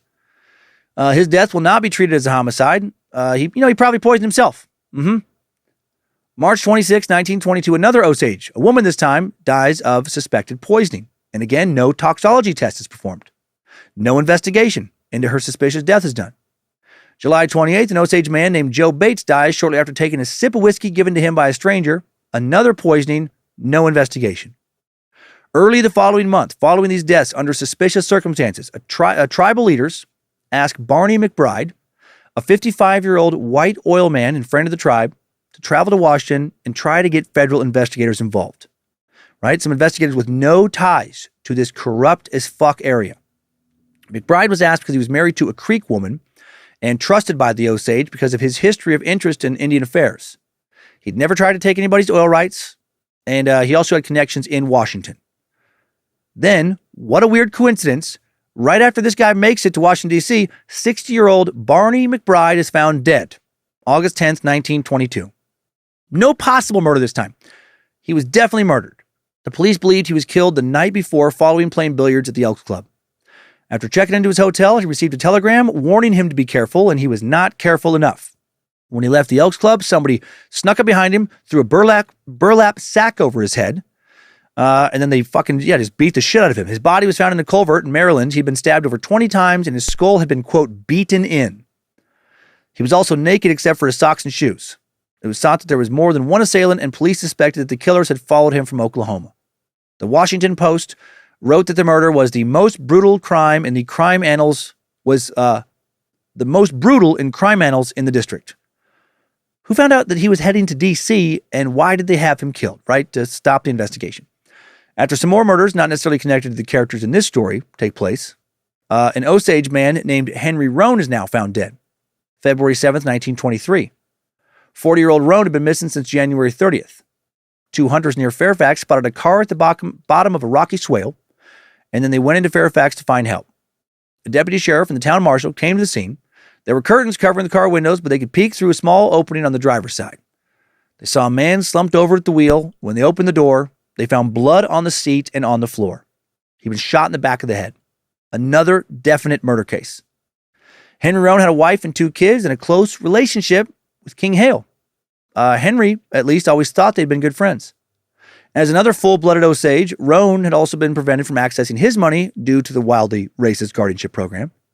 He had received some loans from Hale recently, loans he would have never needed had he just been able to access his own money. And he listed Hale as the beneficiary of a $25,000 life insurance policy instead of his family. A couple weeks before he died, Roan allegedly called Hale, told him he found out his wife was having an affair with a man named Roy Bunch. Hale then met with him, tried to console him. Several days later, Hale sees Roan at the bank in Fairfax. Roan asked to borrow some money to buy a drink. Hale, such a good man, said he warned him that the Prohibition men were coming to get him. He tried to help his good friend. Then after King, good friend, didn't give him any money, he didn't see his friend again. What a shame. At the coroner's inquest, it was determined that Roan had died about 10 days before his body had been found. And Molly Burkhart, shocked by this news. She actually had been married to Roan briefly in 1902 when she was 15. Molly never told Ernest about this marriage. She also now didn't want to tell the police because then she'd have to tell her husband. By this point, the whole community was terrified. Well, the whole Osage community was terrified since only the Osage were dying. I don't think anyone else was too worried, at least not about themselves. Only the Osage, or people trying to help the Osage, I should say. Many were turning their suspicions towards their neighbors and friends. One reporter wrote, "Travel in any direction that you will from Pahuska, and you will notice at night Osage Indian homes outlined with electric lights, which a stranger in the country might conclude to be an ostentatious display of oil wealth. But the lights are burned, as every Osage knows, as protection against the stealthy approach of a grim specter, an unseen hand that has laid a blight upon the Osage land and converted the broad acres, which other Indian tribes enviously regard as a demi-paradise. The perennial question in the Osage land is, who will be next?" Meanwhile, Molly's family is still trying to find Anna's killer. And her brother-in-law, Bill Smith, has told several people that he's getting warm in that regard. He is still investigating. But now pretty soon, he and Rita will start to fear for their lives. One night, Bill and Rita report hearing something moving around in their house at night. A few nights later, they hear it again. They end up fleeing their home, actually moved to the center of nearby Fairfax, where they thought that they'd be safer surrounded by a bunch of neighbors who had watchdogs. But then, soon after they move, a man comes to their new house and tells Bill he heard he was selling his farmland. Bill told the man he was mistaken. Bill was also suspicious and thought this guy looked like an outlaw, maybe just trying to confirm his identity. Then shortly after moving in early March 1923, the neighborhood dogs start to die, and Bill thinks they're being poisoned. He now tells a friend he doesn't expect to live very long. Somewhere around the same time, Ernest and Molly also moved from Grey Horse into Fairfax, down the street from Bill and Rita. March 9th, 1923, Bill goes with a friend to Henry Grammer's ranch on the western edge of the reservation. Grammer, he was that former rodeo star I mentioned, turned killer, turned moonshiner and bootlegger. Bill knew that Grammer was the keeper of a lot of local secrets. He also knew that Henry Roan said he was going to get whiskey at Grammer's ranch shortly before he disappeared, and that Anna got her whiskey from him as well. Well, Grammer wasn't home that day, but Bill purchased several jars of whiskey from his workers, drank some on the property, dropped off his friend, and went home. Then spent the evening with his wife, Rita, and their 19-year-old servant, Nettie Brookshire. Just before 3 a.m., that same night, early in the morning hours of March 10th, 1923, a neighbor heard and felt a loud explosion. An explosion was felt actually throughout the neighborhood. Bent trees and shattered windows. A night watchman at a hotel in Fairfax was hit by broken glass and knocked to the ground. The force knocked down other hotel guests. Molly and Ernest felt the explosion in their home. Bill and Rita's house completely destroyed. Volunteer firefighters and other citizens came together to search the rubble for survivors, and they heard a faint voice calling for help and were able to dig Bill Smith out of the rubble. Rita was beside him, but she was dead. Back of her head had been crushed by the force of the blow, shooting her through the air. No one could find Nettie Brookshire because she had literally been blown to pieces. Eventually, searchers were able to find a few of those pieces and bury them. My God. Bill Smith lost consciousness at the hospital before he could be questioned by police. One investigator later wrote that the time of the deed was deliberate because the town marshal and other officers had all gone to Oklahoma City for court. Bill, still delirious from the amount of pain he was in, said, "They got Rita, and now it looks like they've got me." Bill regained full consciousness 2 days later, but never disclosed anything that he might know, and then died the following day, March 14th. In April of 1923, Oklahoma Governor Jack C. Walton now sends in state investigator Herman Fox Davis to Osage County. Many thought that local law enforcement was working with the killers, and somebody on the outside needed to investigate the murders. They were still waiting for federal help because no one had talked to any feds yet, right? The one guy who tried to do that old fucking Barney, brutally murdered in D.C., and now sadly this guy sent down by the governor would turn out to be also corrupt as shit. Within days of his arrival, Davis was seen, quote, consorting with some of the county's notorious criminals. Another investigator soon caught him in the act of taking a bribe from a gambling syndicate. Very hard to find a decent man in Oklahoma in this episode. June of 1923, Davis would plead guilty to bribery and receive a 2-year prison sentence. Then he'll be pardoned by the governor just a few months later, because the governor, also corrupt. Davis and some conspirators, upon his release, will rob and murder a prominent attorney. He'll be sentenced to life in prison. Then in November, the governor will be impeached for abusing the system of pardons and paroles and for receiving illicit contributions from an oilman, so bribe, that he had used to build a house. Backing up just a bit. What a place to live. The Osage Nation sends new emissaries to the federal government for help in the spring of 1923, and they don't get murdered this time. The case is assigned to the new Bureau of Investigation, aka the FBI, and it'll become, as we've said, the FBI's first major homicide investigation. FBI Director William Burns sends an agent to Oklahoma. The agent spends a few weeks in Osage County, then concludes any continued investigation is useless. Other agents will be sent out. Can't solve the case either. Now the Osage are forced to pay for that investigation. The bill will eventually reach $20,000, around $300,000 today. When J. Edgar Hoover takes over in 1924, he'll decide to transfer the case back to state authorities so the Bureau doesn't look like they've failed. However, the Bureau continued to maintain a level of involvement in the case. Agents persuaded the governor of Oklahoma to release a convicted bank robber to work undercover for them to gather evidence on the murders. And holy shit, will that move backfire? The agents that were supposed to be watching this guy lost him in the Osage Hills. And then he runs off and immediately robs another bank and kills a police officer. Whoops! Took months to recapture him. Sorry about that. Hoover managed to keep the Bureau's role in this incident out of the press, but now the state attorney general sends him a telegram informing him that he held the Bureau responsible for the failure of this investigation. June 19th, 1923. Osage Nation suffers another devastating and suspicious as hell loss. 46-year-old George Bighart dies. George was the nephew of Chief James Bighart, one of the men who negotiated the tribe's allotment that allowed them to keep these oil rights. Before he died, Bighart was admitted to a hospital in Oklahoma City for, can you guess? That's right, suspected poisoning. Even more suspicious, before he died, he told a friend that he had information about the murders, but he would only talk to W. Vaughn, an attorney from Pawhuska, who once worked with the PIs who tried to solve the Osage cases. Bighart's friend called him and asked him to meet George in the hospital. Vaughn still had his records from his involvement in the investigation. Before he left, he told his wife where he was hiding some evidence. He said if anything happened to him, clearly he's worried too, that she should give it to the authorities. George Bighart was still conscious when Vaughn made it to the hospital. Bighart shared what he knew with Vaughn, including some documents, right? Hail Nimrod, some progress. Maybe not. Vaughn stayed with him for several hours until he died. Then he called the new Osage County Sheriff to inform him he had information that he needed about the murders, and he was taking the first train back. Well, the sheriff asked if he knew who killed George Bighart, and Vaughn said, oh, there's more to it than just one killer. Then, motherfucker, Vaughn disappears on the train. On the night of June 29th, he takes a train from Oklahoma City to Pawhuska. Vaughn was seen boarding the overnight train, but wasn't there when the train arrived in the morning. His berth was found empty except for his clothing. Interesting. The search for him now starts on June 30th. His dead body is found the next day, just 36 hours after he disappeared, lying by the railroad tracks 30 miles north of Oklahoma City. He'd been thrown off the train after somebody had broken his neck and taken off his clothes, likely to make it harder to identify him. And he, of course, does not have any of the documents that he'd gotten from George Bighart. Those have been taken. Those are missing. And when Vaughn's widow now goes to his evidence hiding spot, it's empty. By this point, at least 24 tribe members have either been straight up murdered or died very suspiciously over the past several years since the shitty guardianship program went into effect. 2 more men now try to help with this investigation, also quickly end up dead. Everyone who tries to get involved ends up dead. One was an Osage rancher who fell down a flight of stairs, or maybe was pushed hard after he'd been drugged. Other was shot down in Oklahoma City while on the way to brief state officials about the case by an unknown assailant. I don't think we've ever covered something quite like this here before.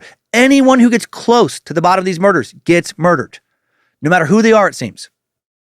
This is like Al Capone, Godfather level of violence and control, or maybe more than that. This is Al Capone if Al Capone had ran a rural county with a few small towns in the middle of Oklahoma instead of Chicago. The local justice of the peace now receives several anonymous threats and is forced to stop convening inquests about the murders. He now was so scared he would not even talk about the murder case murder cases without first locking himself in a room with whoever he was speaking to make sure that no one else could come up and, sneak up and shoot him or hear him. The new sheriff is also now too scared to investigate. He said, I don't want to get mixed up in it. Read, I don't want to be killed, please. John Palmer, the half-Osage lawyer who helped with the original head rights negotiations, now sends a letter to Charles Curtis, U.S. Senator from Kansas. Curtis was part Kaw, part Osage, currently the highest U.S. elected official with acknowledged indigenous ancestry. Palmer told him that if they didn't get the Department of Justice involved, the killers are going to keep on killing and escape justice. Now let's return to Molly. Her siblings have all been killed, as has her mother, and she thinks that she's next to be murdered. Molly's become a recluse. Can't blame her, right? She started staying at home, stopped seeing guests or attending church. She's getting sicker and sicker, doesn't know why. Doctors tell her it's her diabetes. She's now so sick, she gives a relative custody of her recently born 3rd child. Not sure why her husband, Ernest, couldn't watch his own kid here. Did I mention he's a fucking bum? Who doesn't work or do a lot with his kids, just lives off his wife's oil money, and maybe is poisoning her. William King Hale continues to promise Molly he'll get justice. He's been working as reserve deputy sheriff, trying to solve crimes in the area or make sure they don't get solved. Around this time, he said he heard that a band of outlaws was planning to rob a shop that had some diamonds. Just to show what kind of guy this is, he informs the store owner about the robbery. He's able to stop the robbers and kill one of them. The dead man was an associate of Henry Grammer, that bootleg and murder and former rodeo star. Hale also wasn't immune to the crime spree. And you're going to see that this is later all staged. Hale also wasn't immune to the crime spree in Osage County. Someone set his pastures on fire, which killed his cattle. But maybe he wasn't quite a victim there. In the summer of 1925, special FBI agent in charge of the Houston field office, Tom White, received an order from Washington informing him that J. Edgar Hoover wanted to speak to him in person. The BOI won't call itself the FBI until 1935, but I'm just going to refer to them from here on out as the FBI, since that's how we know them. White had served with the Texas Rangers at the beginning of the 20th century. He joined the FBI in 1917 because he couldn't join the Army due to a recent surgery. When White met Hoover in Washington, Hoover told him he needed to discuss the Osage murders. Hoover wanted White, an experienced agent, to solve this case to protect the Bureau's reputation. White was sent to Oklahoma City to command the field office there, and Hoover told him there can be no excuse offered for failure. Let's fucking go, finally! Someone is given some real incentive to help these people. And spoiler alert regarding Agent White, not corrupt. Super awesome, in fact. Finally, the right guy is assigned to this case. White got to the Oklahoma City field office in July of 1925, began reviewing the Bureau's case files, going back to their first investigation in 1923. White was shocked that no agents had ever spoken to Molly Burkhart. He thought multiple killers were involved because of the different methods of murder. He suspected that someone was hiring people to commit the murders and putting a lot of effort into planning and covering up the crimes. I like Agent White. White noticed that the sources of information were private detectives and local law enforcement, who he reasoned might have been paid to spread misinformation. While White acted as the public face of the investigation, most of his agents worked undercover due to that making it easier to get information and out of fear of them also being killed. Right? They weren't going up against some rogue outlaw. They were going after the equivalent of a mafia don, the head of a crime syndicate. John Berger was the only agent retained from the previous case. Also, one agent with Native heritage was brought in, a man named John Wren. The agents assumed their undercover roles. One as a cattleman, one as a rancher, one as a business owner, and John Wren as a medicine man. The two cattlemen got friendly with King Hale. He liked them because he said they were from Texas, and he introduced them to some of the town leaders. Agent Wren tried to make connections amongst the Osage. White noticed that the records of the coroner's inquest into Anna Brown's death were missing. Justice of the Peace in Fairfax said his desk had been broken into, and they had been taken, which I don't doubt a bit. There was almost no evidence left except for the skull, her skull which the undertaker saved. White examined the skull, saw the entry wound but no exit wound, which meant the bullet should have been recovered during the autopsy but wasn't. So now he reasoned someone involved with the autopsy was either a conspirator or the killer. And the Justice of the Peace, nervous as shit to speak to White, I'm sure, said he had the same suspicions. Agent White now questions the Schoen doctors, those brothers who performed the autopsy, who insisted they had searched for that bullet. White and Agent Berger go around now focusing on verifying all the suspects' alibis, while also, I'm sure, being hyper fucking vigilant so they don't end up getting killed themselves. White was now able to rule out a lot of people, including Anna's ex-husband, Oda Brown, right? The agents looked into that Rose Osage tip from before, the statement from the woman who said Rose confessed to killing Anna. The Fairfax town marshal shared that around the time of Anna's murder, he had found a dark stain on the backseat of Rose's car. Looked like blood. During the original investigation, Agent Berger questioned Rose and Joe Allen separately, Joe being Rose's boyfriend, who Anna supposedly tried to seduce, and they gave the same alibi. On May 21st, 1921, they were together in Pawnee and stopped at a rooming house. The owner of the rooming house supported their claims. White now thought that the call woman's statement pointing to Rose being the killer was very puzzling. She said that Anna was shot in the car and that Rose discarded her clothing at 3 Mile Creek when they dumped Anna's body. At this time, criminologists knew that blood coagulates at the lowest point of the body after death and leaves dark spots on the skin. If the splotches are found on the higher regions, it shows someone moved the body. Doctors did not make a note of that, and there was no trail of blood at the crime scene. White now visits this unnamed woman from the Kaw tribe who lived near the western border of Osage County and interrogates her about the initial statement. And she admits she lied. Dun, dun, dun! She said that a strange white man had come to her house, written the statement, and forced her to sign it. Made it clear that bad things were going to happen if she didn't. Now FBI Director Hoover weighs in on the investigation. The Osage murders finally truly getting some proper attention. Although Hoover did not travel to Oklahoma, he reviewed all the agents' reports. And he came to believe that a white woman named Nesia Kenny, who was married to an Osage man, had info about these murders. Kenny had told agents that attorney A.W. Comstock, a guardian for several Osage people, was very likely part of the conspiracy. And Hoover liked to hear that. He personally disliked Comstock because Comstock had criticized the Bureau when they investigated all this originally. However, Nesia Kenny had a history of, quote, mental instability. She'd once attempted to murder a local attorney. Still, Hoover convinced her to travel to Washington, D.C. and interviewed her twice. Also arranged for an expert on mental diseases to evaluate her. The doctor found that she was paranoid and perceives items which would escape the observation of the average individual. So she, probably had schizophrenia. According to Hoover, she was now of greater value to us in furnishing leads than she would be as a witness. Back in Osage County, Agent White could not substantiate Kenny's allegations. He'd found the lawyer helpful, actually, at first, but then he does get suspicious. A.W. Comstock was originally one of the few white citizens in Osage County willing to assist investigators. He told agents he felt sure he could get the evidence they wanted if he just had access to their files. If he could just look at their files, then he could help them. White refused to share records, thought that suggestion was very suspicious. Now he didn't like that Comstock often came to see White to check on the investigation, and he comes to believe that Comstock is a rat, that he is part of this. At the end of July 1925, White now shifts his investigative focus over to Byron Burkhart, Anna's ex-boyfriend, Ernest's younger brother, King Hale's nephew. As a reminder, there's a lot of shit going on in this episode. Byron said he took Anna home from Molly's house, dropped her off between 4:30 and 5 p.m. Said he went to Fairfax, was seen with William Hale, Ernest Burkhart, and an aunt and an uncle at a musical there. He had a strong alibi. He wouldn't have had time to shoot Anna and return to Fairfax before the show started. But were those who gave him that alibi lying?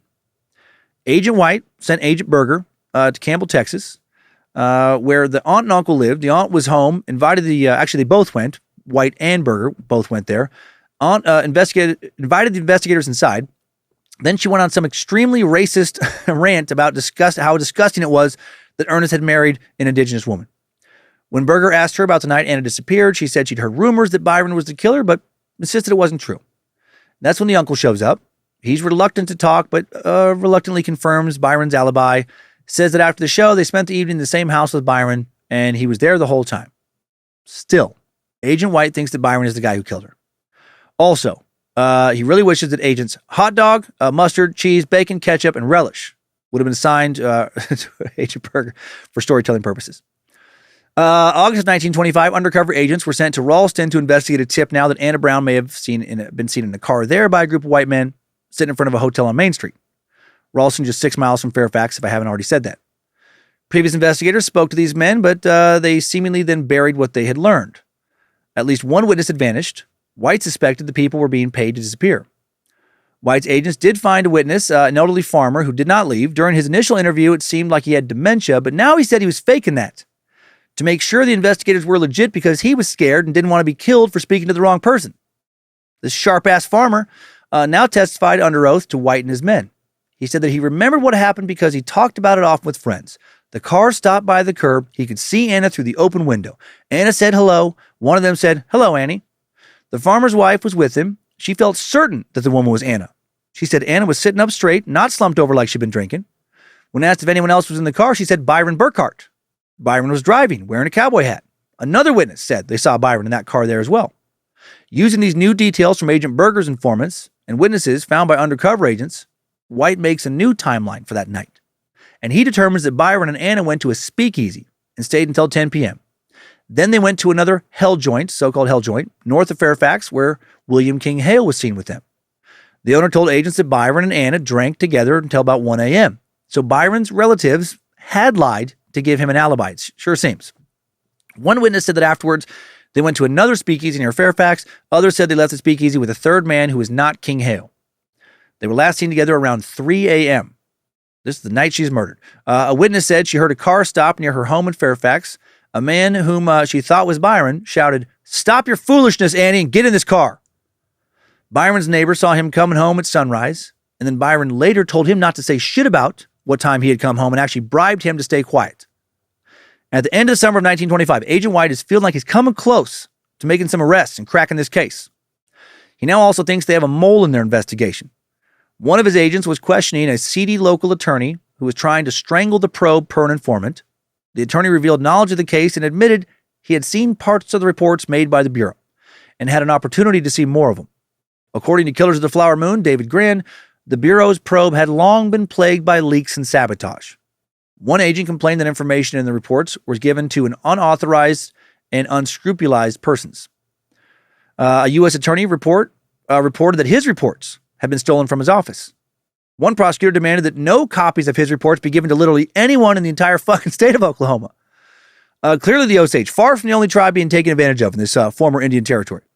Oklahoma as an entire state sounds like it was just preposterously corrupt in the 1920s. White's main suspect regarding who the mole was that private detective named Pike. A man in Osage County once approached Agent Berger, said he was a go-between for Pike. And agents knew that Pike had been hired by King Hale, of course. The intermediary said that Pike withheld information he discovered during his investigation. He knew the identity of the third person who was seen with Byron and Anna the night she disappeared, but Pike said he would only share that information for money. When agents then demanded that Pike talk to him, he fled, so they launched a manhunt for him. Pike was soon caught committing highway robbery in Tulsa, private investigator and armed robber. Nice. Wild West was lingering a little longer in Oklahoma than it did in most places. Mike now named a local gambler as the third man. And agents did confirm that this gambler was at one of the speakeasies on May 21st. But he went home too early to be the third man in the murder. As agents continued pressing Pike, he revealed that William Hale didn't really hire him to solve Anna's murder. He was asked instead to hide Byron's whereabouts. He was supposed to manufacture evidence and generate false witnesses to help Byron form a solid alibi. This is a big one for Agent White and his team, right? He's looking for a mastermind in all of this, someone pulling the strings, and it's sure looking like King could be that guy. Pike said that Hale never told him explicitly that Byron was involved in killing Anna, but that it was obvious he was, based on what Hale wanted Pike to do. Pike also noted that when he met William Hale and Byron Burkhart, Molly's husband Ernest was also present. Man, poor Molly, just surrounded by so many coyotes. September of 1925, Agent White still investigating King Hale and the Burkharts. He now thinks that Bill Smith might have figured out the truth about who was behind the recent rash of murders, and that's why he was blown the fuck up. After all, Bill was the first one to suspect that his mother-in-law Lizzie was poisoned, and he looked into the possibility of a conspiracy surrounding the family's oil money. Agents now question the nurse on duty when Bill was in the hospital before he died. She said that Bill did say some names before he died, but she just couldn't understand him. Sometimes he woke up, seemed worried that he said something he shouldn't have as well. Shortly before he died, he met with the Schoen brothers, those shady-ass doctors, and his lawyer, and they asked her to leave the room, and she suspected that he made a statement about who was responsible. Maybe those doctors also killed him. White had everyone who was in that room questioned. Federal prosecutors questioned them as well. David Schoen acknowledged that they summoned the lawyer because they believe Bill might name the killers, but he didn't. Or he did, and David was lying. Real hard to trust these fuckers. One of the prosecutors pressured David Schoen about why they wanted the nurse to leave. He said that nurses often leave when doctors enter a room. James Schoen also insisted that Bill did not name the killer. The lawyer told the agents that while Bill didn't name the killer, he did say, I only had two enemies in this world. And those enemies were William King Hale and Ernest Burkhart. The agents later went back to James Schoen, questioned him again. This time he said, I would hate to say positively that he said that Bill Hale blew him up, but he did say Bill Hale was his only enemy. At the hospital, one of the Schoen brothers told the nurse that Byron Burkhart was sick and asked her to see him at his house. Hale showed up while she was there. He made a small talk, then asked her if Bill named his killers, and the nurse said if he did, I would not be telling it. More and more, it's looking like Hale was connected to all this. And maybe Hale did something to him at the hospital.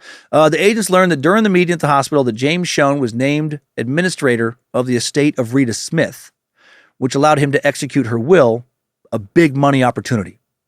Right? I think the Schoen brothers are definitely they're in on this in some way. David Schoen was now questioned about this. He said he was not trying to get a dying declaration from Bill and was asked if Bill was even lucid enough to sign the estate paperwork. Also in September of 1925, more info comes in about King Hale from another source. An undercover agent posing as an insurance salesman struck up a conversation with a woman working at a gas station in Fairfax. He told her he wanted to buy a house in the area, and she mentioned that he should talk to William Hale because Hale controlled everything. She said that she herself purchased her home from Hale. She also said that one night she saw thousands of his acres had been burned. Most people didn't know who started the fire, but she said that Hale himself had his workers start the fire so he could collect $30,000 worth of insurance money. Right? He was no victim of that wave of crime after all. Agent White also wanted to know how Hale had become the beneficiary of Henry Roan's $25,000 insurance policy. White talked to the insurance salesman who told him that Hale explained that Roan had made him a beneficiary because he loaned him a lot of money over the years. The salesman found it suspicious that Hale pushed so hard for the policy, even promised to pay an extra premium. Salesman said he could only be the beneficiary if he was Hale's creditor, to which Hale responded, well, he owes me a lot of money. He owes me $10,000 or $12,000. White didn't believe Roan actually owed him money he couldn't pay. Hale could have just been paid off by Roan's estate to repay the debts. Salesman admitted that Hale submitted no proof of debt and that he just wanted a commission to make that sale. Digging further into this, Agent White found Roan was a heavy drinker and once wrecked his car while drunk driving.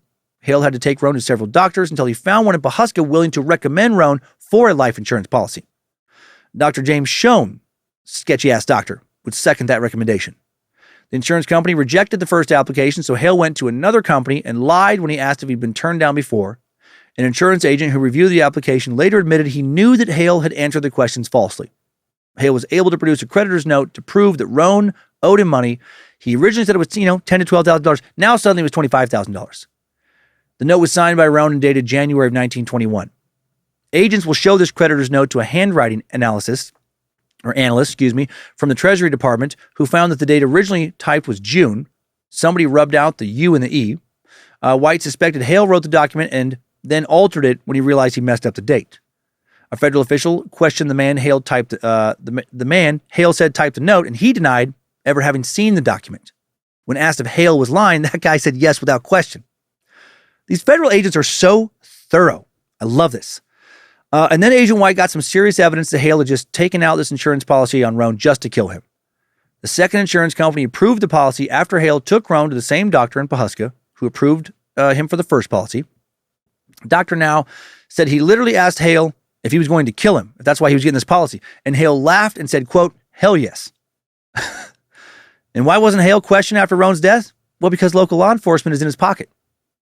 Originally, after Roan died, local law enforcement tried to implicate Roy Bunch, right, who was having an affair with Roan's wife.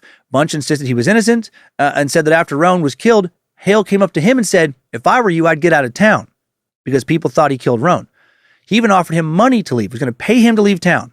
Bunch talked to a friend who persuaded him not to leave because that would make him look guilty, because it was clear that King Hale was trying to make him look guilty.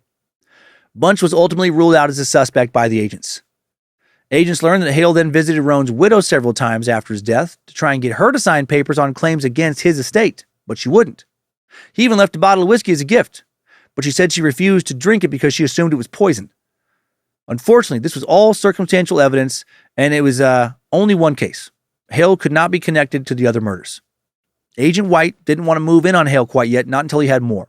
So he continued looking into this case, found that before Hale got the life insurance policy, he attempted to buy Roan's head right, but was unsuccessful. Also discovered that Hale and other powerful local white men had put pressure on the government to end the prohibition of buying head rights, and that Hale thought it was just a matter of time before Congress changed the law. Now, White also realizes that as Molly's family is dying, she is inheriting more and more of these coveted head rights. White noted that the killer was very strategic with her family regarding the order of the deaths. Right? Anna Brown was divorced, had no children. She left almost all her money to her mother, Lizzie. Lizzie then left most of her estate to her surviving daughters, Rita and Molly. And the wills of Bill and Rita Smith stipulated that if they died simultaneously, most of their head right would go to Molly. And tracing things back a little further, before Bill was married to Rita, right, he was married to Molly's third sister, Minnie. So Minnie dies of a mysterious illness, very likely, if not certainly poisoned. Her head right goes to Bill. Then Anna dies. Her head right goes to Lizzie.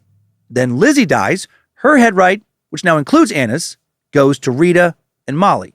So Bill and Rita now have Rita's head right, Minnie's head right, and half of Lizzie and Anna's head rights. The other half going to Molly. So when Bill and Rita now die, their half of Lizzie and Anna's head rights, I feel like I need a chart, go to Molly, and all of Rita and Minnie's head rights go to Molly. So Molly has a fuckload of head rights now. And all of this, of course, goes to her guardian as well, Ernest Burkhart, William King Hale's nephew. He now has the whole fucking family's head rights. And now Hale has to make sure that he is the beneficiary of his nephew's will so that when he can kill his nephew, presumably, he'll get everything. Or would have all that if Bill had died just a bit earlier like he was supposed to. But because Bill had technically outlived Rita by a few days, he inherited most of the head right. And after he died, that money went to one of his relatives. How pissed Hale must have been. However, Molly still has most of the family's money, which is controlled by Ernest, and Ernest is again controlled by Hale. White now writes in a report to J. Edgar Hoover, Molly appears to have been the first means to draw Hale, through the Burkharts, the assets of the entire family. White couldn't tell if her marriage was part of the plot or if Hale convinced Ernest to kill his wife after they were married. Still, White had no physical evidence or witnesses to prove his suspicion that Hale was not only involved in these murders, but orchestrated them. So he keeps looking. And he and his agents continue finding evidence that suggested Hale was involved in all kinds of corruption in Osage County. In one report, agents noted that Scott Mathis, that owner of the Big Hill Trading Company, was a crook and in the power of Hale. One of his associates served as a, quote, spy for Bill Hale and the Big Hill Trading Company, and does all the framing for them in their crooked deals in skinning the Indians. The agents learned that the chief of police in Ponca City, 30 miles from Fairfax, took money from Hale, and the chief of police in Fairfax would allegedly never act against him. A local banker would not talk against Hale because Hale had, quote, too much on him. and the mayor of Fairfax, described as an arch crook, was a good friend of Hale's. The county prosecutor, also no good and crooked, and a federal official with the Office of Indian Affairs, was in the power of Bill Hale and will do what Hale says. Dude is straight up running shit in Osage County, truly the godfather of this entire area. By the fall of 1925, White reassures Hoover that he's still gathering evidence that will lead to securing a conviction against William Hale and his accomplices. He said he has an undercover agent on the ranch spying on him right now. David Grann wrote about this phase of the investigation. White had come to understand that prejudiced and corrupt white citizens would not implicate one of their own in the killing of American Indians. And so he decided to change his strategy. He would try to find a source, instead, among the most disreputable, dangerous group of Oklahomans, the outlaws of the Osage Hills. White thought he might have leverage over these men if they'd been recently arrested or convicted. And he was given the name of Dick Gregg to look into first. Glad we finally have met a new Dick in this suck. Dick Gregg was 23 years old and serving a 10-year sentence in Kansas for robbery. Gregg told Agent Berger that he knew something about the Osage murders, but he said he couldn't betray a confidence. The attorney, A.W. Comstock, had provided legal counsel to Gregg's family, and Comstock now used his relationship with Gregg's father to help persuade him to cooperate with the FBI. White met Gregg for an interview, and Gregg was reluctant, nervous, probably scared to go against William Hale, but he also wanted to reduce his sentence. He said that once in the summer of 1922, an outlaw named Al Spencer told him that Hale wanted to meet with their little outlaw gang. Spencer, Gregg, and others met Hale at one of his pastures. Hale asked to speak to Al Spencer privately. After they returned and the outlaws separated from Hale, Spencer told the gang that Hale offered to pay them at least $2,000 to kill a married couple, a white man and an Osage woman. Spencer asked Hale who they were, and he straight up said, Bill Smith and his wife. Al told him he wouldn't kill a woman, though, not even for money. Hale said he hoped Gregg would go through with it, but Gregg also wouldn't kill a woman. This statement was not as valuable as it seemed at first, though. Gregg could have been lying, just to shorten a sentence, and Al Spencer had been shot since this supposed conversation by a posse of lawmen and could no longer talk. Gregg told the agents they should contact another outlaw now named Curly Johnson, who should be able to corroborate Hale wanting Bill and Rita dead. Curly reportedly knew about the bombing and would squeal if he was forced to. But, what do you know it, Curly also dead. He had died less than a year earlier, rumored to have been poisoned. Interesting how many people possibly connected to this scam are dead. Agent White and his men had to have been sleeping with one eye open and a loaded gun in their hand every night. Like if I was one of those agents, I would imagine I would want a loaded gun under my pillow, another one in every room of wherever I'm staying, maybe a little hidden one in my boot when I went out. I would want to be armed to the teeth and just constantly monitoring my surroundings. However, these guys did have the power of the federal government behind them. I mean, if they turned up dead, J. Edgar Hoover isn't just going to be like, oh, well, shrug his shoulders and just move on. Their deaths would bring more heat down on King Hale and his cronies, and I'm sure they knew that. White was now led back to Henry Grammer, murderer, former rodeo star, current bootlegger. Turned out Grammer and Hale had known each other for years, even competed in a rodeo contest together back in 1909. Just before the bombing, Hale told his friends he was leaving town to attend the Fat Stock Show in Fort Worth, Texas. When White looked into it, he learned that Grammer went with him, and a witness overheard Hale talking to Grammer about being ready for that Indian deal. Then on June 14th, 1923, Henry Grammer died in a car crash. Weird. Now the guy dead connected to this, so he can't talk either. White now obtained still more new names. One was a man who was a safecracker. The safecracker said that Asa Kirby, an associate of Henry Grammer, was a soup man, a.k.a. an explosive expert, and had designed the bomb that killed Bill and Rita Smith. Now the plot thickens further. Just a few weeks after Henry Grammer died, Asa Kirby broke into a store in the middle of the night to steal diamonds and was shot dead by the store owner. Remember, back in the summer of 1923, when William Hale warned a local shop owner that a band of outlaws was going to rob his store of diamonds, and the owner then waited for the outlaws and killed one of them? Well, another outlaw informed Agent White that Hale set up the whole robbery. So he told Asa Kirby about the diamonds, suggested the best time to break in, then tipped off the shopkeeper in hopes that he would kill Kirby. He clearly wanted another guy who had done some of his dirty work, a guy who could implicate him in some serious crimes to go away for good. Then when Agent White decides to really dig into Henry Grammer's car crash, he's told that people believed his wheel and brakes had been tampered with. Still more. When White discovers yet another potential witness in the Roan case, he learns that dude had recently been bludgeoned to death. Doing business with King Hale was real bad for your health. Sure seemed to Agent White that Hale knew agents were onto him. In one report, an agent wrote that Hale was also making all the propaganda he can to favor himself by giving out gifts, clothing, loans to all kinds of people in the area, right? Buying friends, buying silence.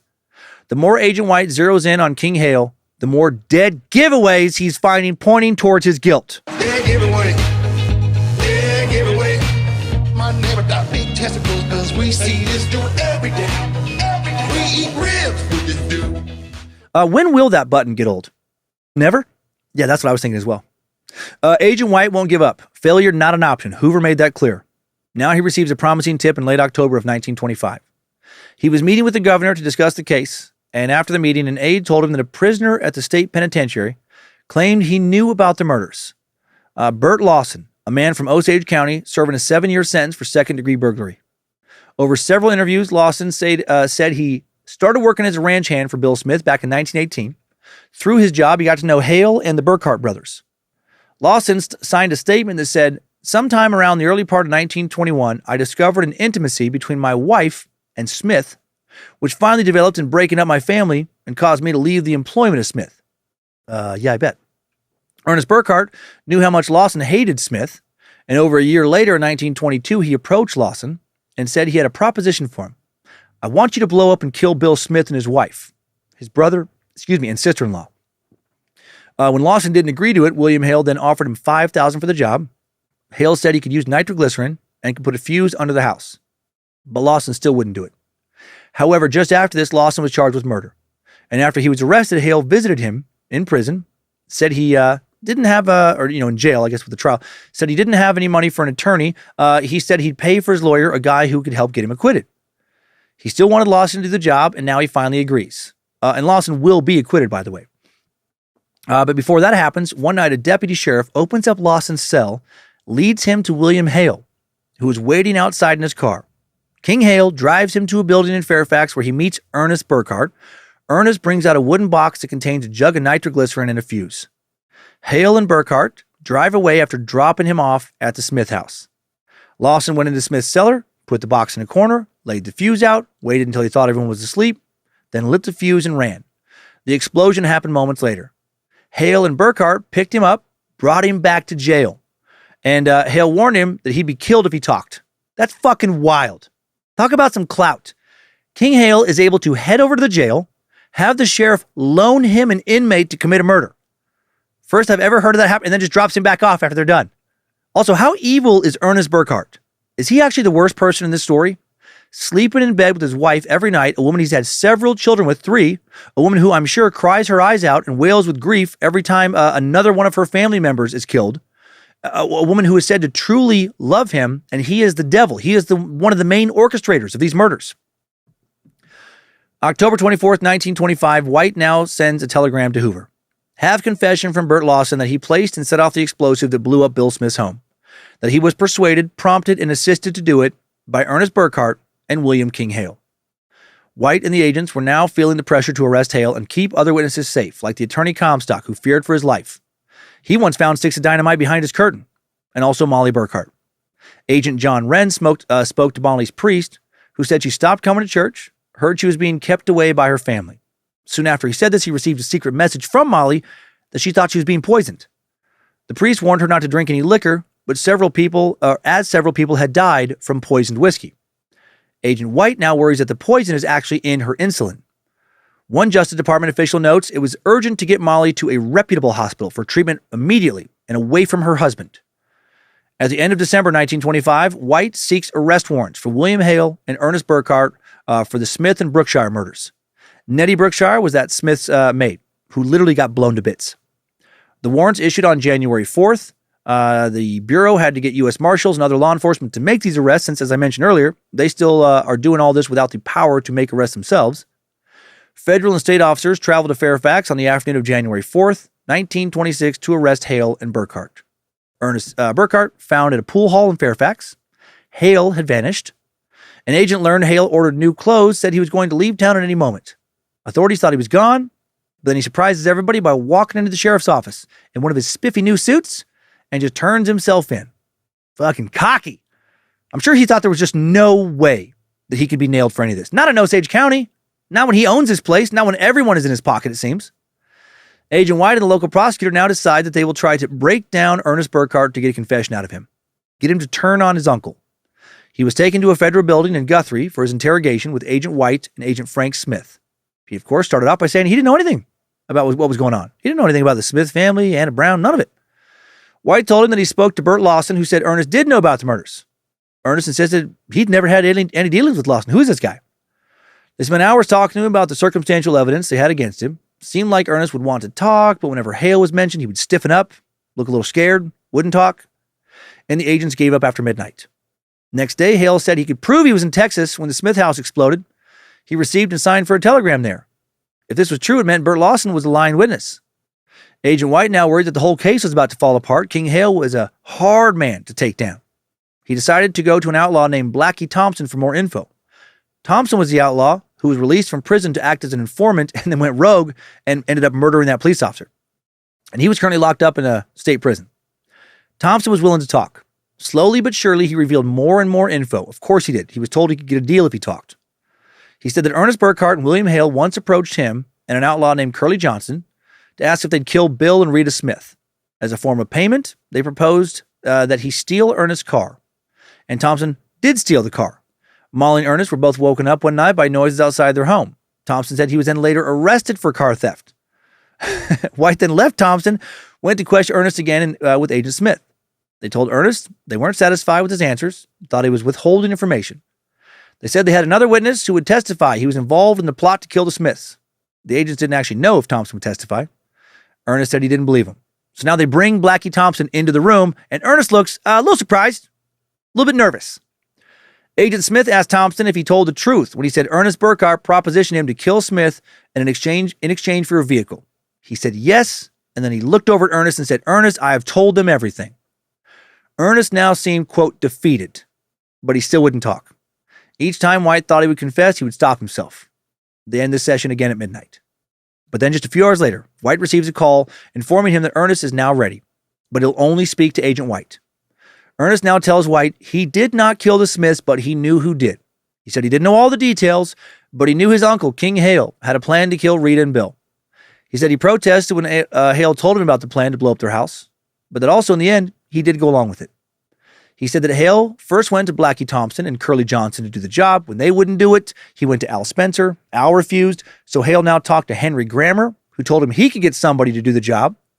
And Grammer said that Asa Kirby would do it. Ernest insisted that Lawson didn't know shit, and Lawson later admitted that he had lied. According to Ernest, Hale and Henry Grammer went to Fort Worth to establish an alibi. Before he left, he told Ernest to send a message to bootlegger John Ramsey, who worked for Grammer. He wanted Ramsey to tell Kirby it was time for the job. King Hale was diabolical. Ernest was home with Molly when the explosion occurred, giving him an alibi as well. Ernest also now said that John Ramsey was the one who killed Henry Roan, and that this murder was arranged by William Hale. John Ramsey was now arrested, but insisted he didn't know anything until White presented him with Ernest's statement and brought Ernest in the room to confirm.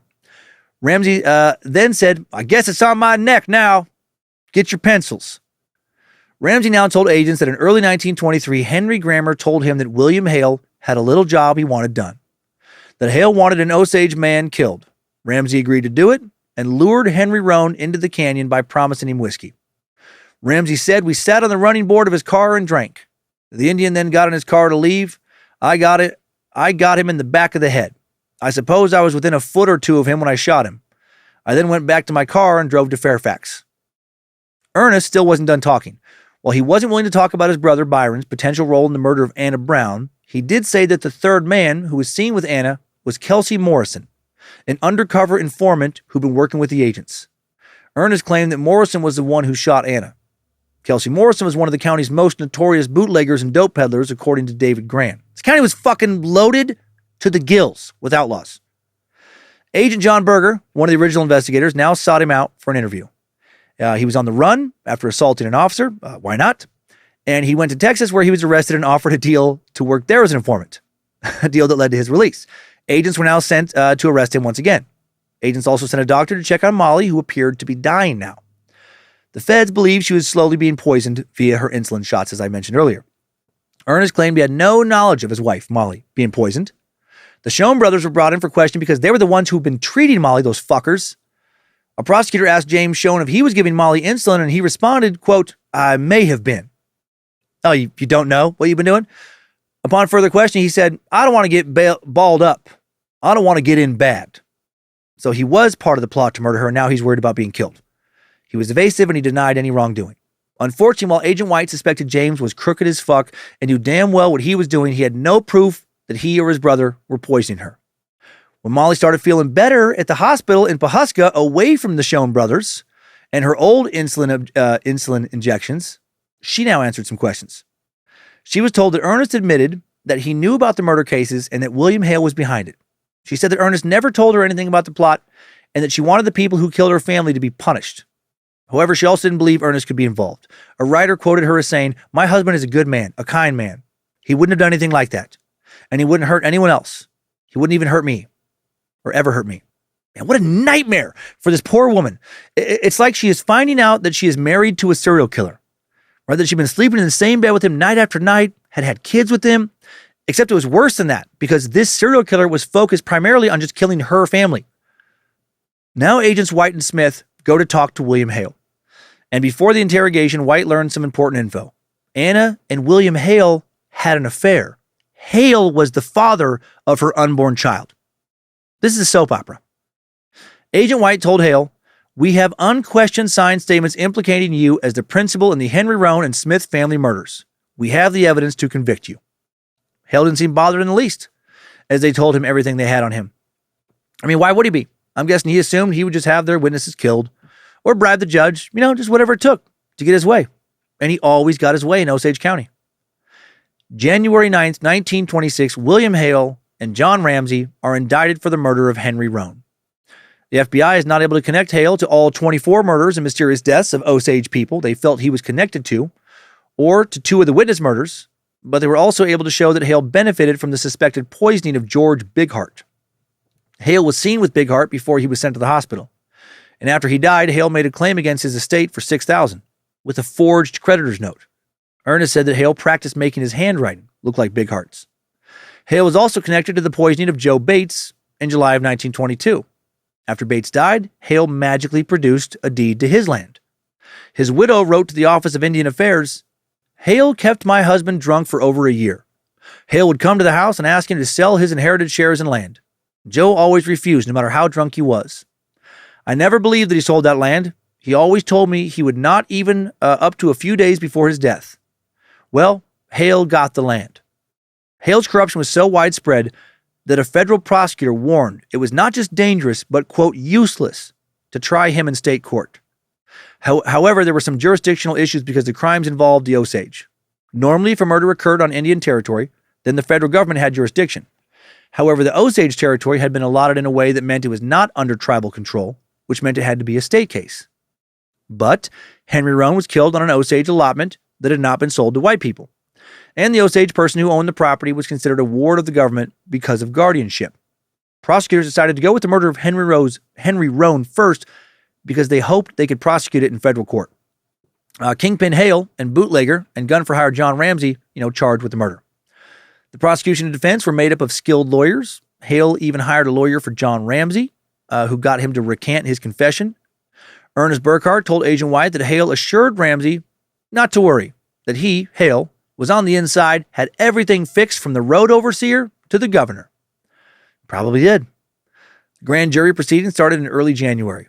A pastor associated with Hale ends up getting charged with perjury. At a later court proceeding, an associate of Hale's is arrested for trying to intoxicate witnesses. As he got closer to trial, private detectives, certainly hired by Hale, started following witnesses. One of them was strongly believed to be an assassin. Someone was hired to kill Catherine Cole, the former wife of Kelsey Morrison, who'd agreed to testify. That shooter recalled. Kelsey said that he wanted to make some arrangement to get shed of Catherine, his wife, because she knew too much about the Anna Brown murder deal.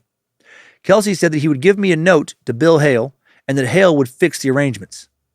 Hale paid him, told him to get Catherine drunk and get rid of her. He decided not to go through with it, though, and made his confession after he was arrested for robbery. Then Agent White received a tip that a former outlaw gang member who was involved with Al Spencer came to Pawhuska to kill federal agents. Everyone was worried that Ernest was going to be murdered before he could testify. According to Arthur Grant, Hale told one of his associates that Ernest was the only person he was afraid of. He reportedly said, "Whatever you do, you get to Ernest." That's his fucking nephew. On January 20th, 1926, Ernest told Agent White that he felt sure he was going to be killed. White promised him protection, arranged for him to be taken out of state and guarded until the trial. His name was never registered in hotels. He was moved around. He was referred to as E.J. Ernest. Okay. Seems like they could have come up with a better pseudonym than one that involves his name. What do you want your fake name to be, Ernest? Okay, how about E.J.? E.J. Ernest. Brilliant. Molly still didn't believe that Ernest was intentionally guilty, though. She was worried when he didn't come home. Agent White promised that she could correspond with him. Oh, poor Molly. Interestingly, Molly's health condition has improved greatly since she has been away from Ernest and the insulin shots by those dirty fucking doctor brothers. She felt better than she had in years. But all is not well with her. As if life needed to fucking punish Molly any more than she's already been punished, she's now shunned from her community by white people and Osage people. Whites hated her for going against Hale. The Osage hated her because they blamed her for bringing the killers into their community. Ugh. March 21st, 1926, a judge now ruled that although the Roan murder occurred on an Osage-owned allotment, that did not count as tribal lands, and the case had to be tried in state court. Hello, more corruption. King wins again.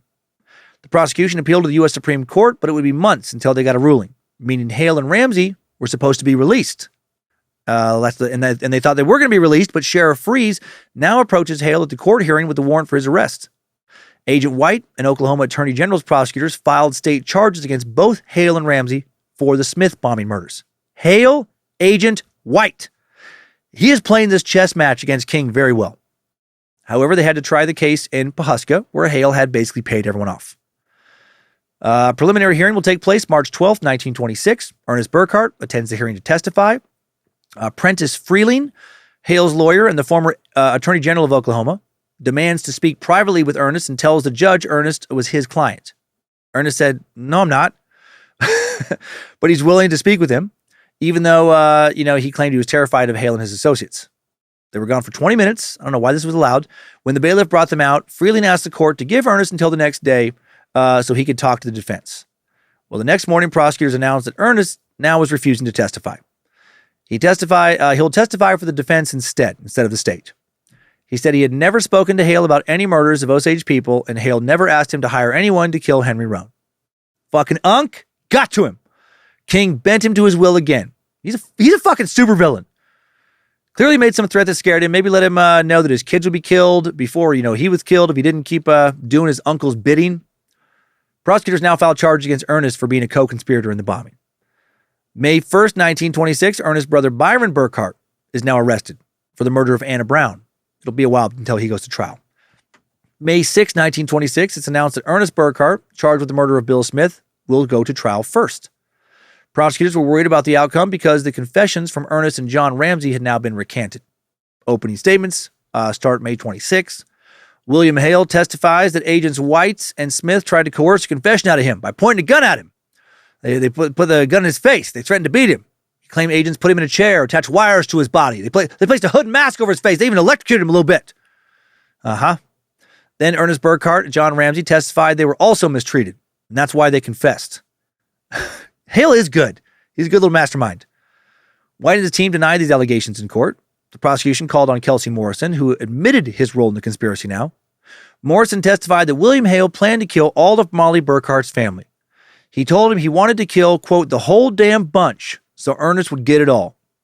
And I have to think King's plan was then to have Ernest make him the beneficiary of his will and then kill his nephew. Otherwise, why bother with all this? Morrison said that Hale recruited him to kill Anna Brown, gave him a .380 automatic. Morrison testified that Byron Burkhart was his accomplice. He made sure Anna was good and drunk, drove her to 3 Mile Creek. Morrison's wife was with him. He said he told her to stay in the car, his wife. He and Byron grabbed Anna, who was too drunk to walk, carried her down into the ravine. Byron helped Anna sit on a rock by the creek. Morrison told him how to hold her, and he shot her in the head. After Morrison shot her, Byron let her go. She fell over, and they left her body. Morrison's wife will testify that she didn't go to the police because Morrison threatened to stomp me to death. She confirmed that she stayed in the car for 25 to 30 minutes, and the men returned without Anna. June 3rd, 1926. Molly is called away from trial because her daughter Anna has died. My God. She hasn't done shit to anyone and just continues to be pummeled in this story. Meanwhile, although still in prison, King Hale's doing great. Healthy, wealthy, evil, and wise, not losing family members. Anna had been sick recently with whooping cough. She was only 4 when she died. Doctors do not suspect foul play in this case, and it wasn't the Schoen brothers doing the examination. As mentioned, relatives have been raising Anna for her safety and because of Molly's depression regarding all that she had been through, and because, for a long time she didn't feel good because she was being poisoned. June 7th, as Ernest was being escorted from court back to jail, he slips a note to the deputy sheriff. The note is addressed to Prosecutor John Lee and asks him to meet Ernest in jail that night, or John Leahy. Ernest told the prosecutor he was done lying. This just comes out of nowhere. All of a sudden, he does not want to continue with his trial. He said he couldn't talk to his own lawyers. They're probably corrupt. Asked Leahy to contact Flint Moss, another attorney, to come see him. Does this piece of shit still have a bit of conscience left in him? June 9th, 1926, Ernest Burkhart pleads guilty to the murder of Bill Smith. Not sure how he could plead guilty to just his murder and not all 3 in the bombing. But this is what, we verified this numerous times. This is what the old newspaper accounts say, just to this one murder.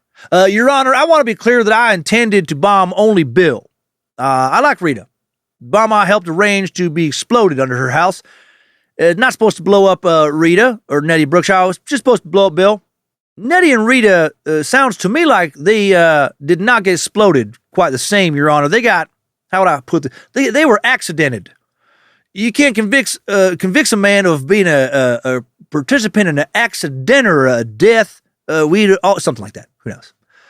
I don't know what the fuck was going on in this county. Ernest went straight to the judge, spoke to him quietly, then told the court that he wanted to discharge his attorneys and will be represented by Flint Moss. The judge agrees. Moss then tells the court that Ernest wants to change his plea to guilty.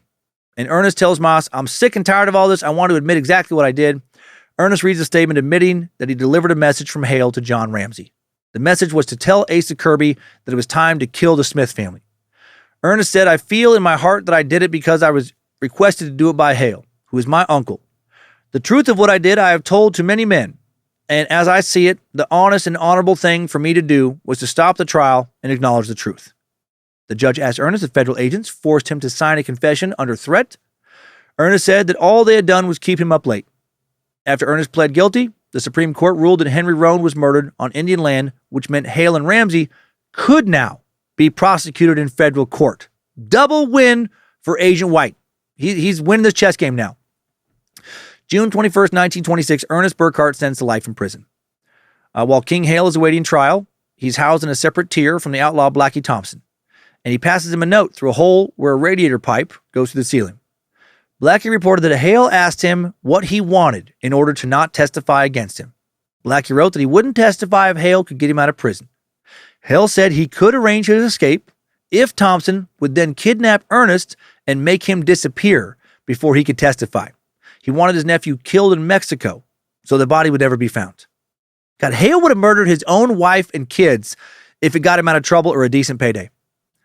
King Hale and John Ramsey's trial opens in federal court. July 26, 1926. Opening statements start on July 29th. Ernest testifies against his uncle on July 30th. He said that the original plan was for Henry Roan to drink poison moonshine. Author Gran wrote, Burkhart's testimony finally made public what the Osage had long known. Members of the tribe had been systematically killed with intentionally contaminated alcohol. Ernest said that Hale was furious when he learned Ramsey did not fire the gun into the front of Roan's head to make it look like a suicide, and also didn't leave the gun at the crime scene. Ernest testified, Hale said to me if John Ramsey had done it the way I told him, nobody would have known but that Roan had attempted suicide. The prosecution rested on August 7th. The defense called William King Hale to the stand, and he did something unconventional. He stood up in the witness box, slowly surveyed everyone present, started laughing, unzipped his pants, and started pissing on the floor. He said, I'll have every member of this jury killed, and you too, Judge, if I'm not acquitted. You know who the fuck I am. I'm the king of the Osage Hills. Then he shook off his dick, zipped his pants back up, and added, and that's all I have to say today. And he walked back to his seat next to his attorney. No, but I wouldn't have been surprised if that happened. No, he said, I never devised a scheme to have Roan killed. I also never desired his death. The jury began deliberating August 20th.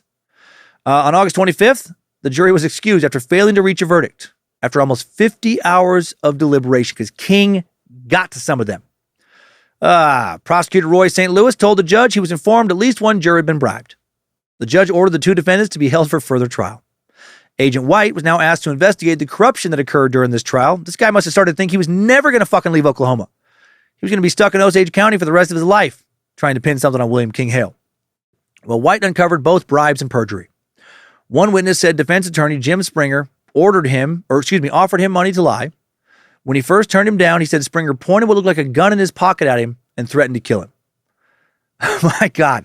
In early October 1926, a grand jury recommends filing charges against Springer and other witnesses for obstruction of justice. Several witnesses will be indicted and convicted, but not Springer, because again, corruption. Hale and Ramsey's second trial starts in Oklahoma City, October 21st, 1926. At the retrial, the prosecution presents the exact same case. Testimony lasts just 8 days. One prosecutor gave the following closing statement. The time has now come for you men to stand for law and order and decency. Time to uncrown this king. You should say by your verdict as courageous men, decent men, that they shall hang by the neck until they are dead. October 29th, William Hale, John Ramsey, both found guilty in the murder of Henry Roan. Unfortunately, not sentenced to be hanged. They're sentenced to life in prison. Byron Burkhart's trial is supposed to finally begin in Pawhuska, February 10th, 1927 for the murder of Anna Brown, but that trial, again delayed. Kelsey Morrison goes to trial for the murder of Anna Brown, November 15th, 1927. Kelsey recanted his confession. Authorities seized a note he sent to Hale in prison, promising to burn down the authorities if he got the chance. Byron Burkhart is promised immunity in exchange for his testimony here, so that's why the trial was delayed. Byron testifies about returning to the crime scene to identify Anna's body a week after they killed her. November 19th, Kelsey Morrison is convicted of the murder of Anna Brown and sentenced to life in prison. Molly divorces Ernest after Morris's conviction. December 14th, the charges against Byron are dropped because of his cooperation. So that's cool. So he just gets away with helping murder at least one innocent woman for his uncle. March 27th, 1928, the United States Circuit Court of Appeals reverses the Federal District Court of Oklahoma's decision in King Hale's murder conviction. The fucker gets another trial. He's still got plenty of bribe money, apparently. The king of Osage County. Not down yet. Jury selection for William Hale's third trial starts January 15th, 1929. Ernest Burkhart will testify January 18th and 19th. And on January 26th, King Hale found guilty again for complicity in the murder of Henry Roan, sentenced again to life in prison. Finally, it seems like the Osage murders are over, like they've been solved.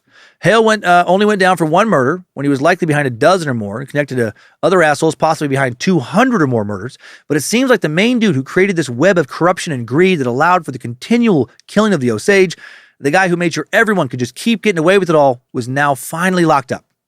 J. Edgar Hoover and the FBI praised for their work in the murder case.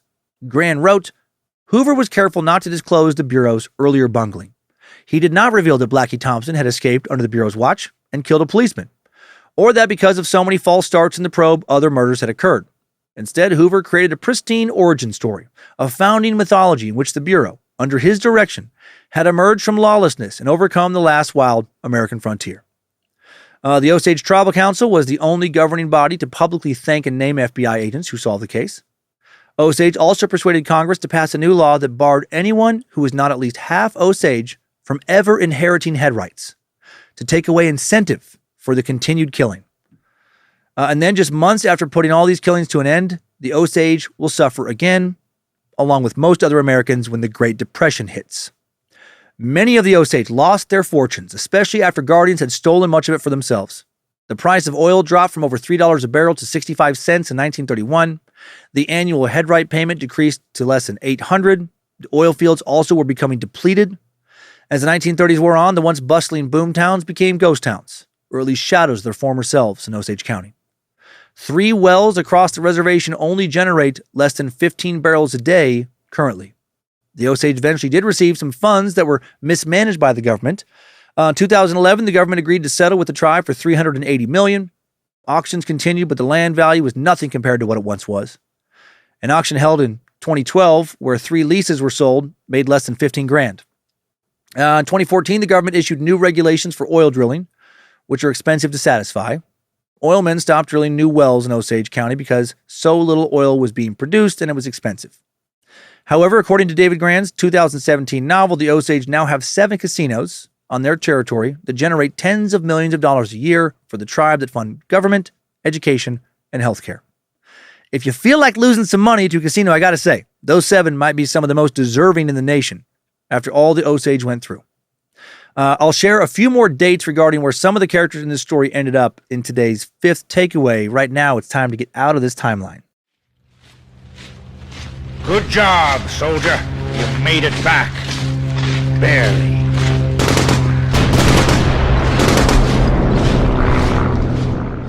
And now, after all that, just a brief discussion of some other Osage murders. So many others. The FBI never looked into countless suspicious deaths. According to author Grand, Hoover was in a rush to close the case. Grand's book discussed a larger conspiracy that infected all of Osage County. A man named H.G. Burt, for example, suspected of running at least one similar murder for head-right scam.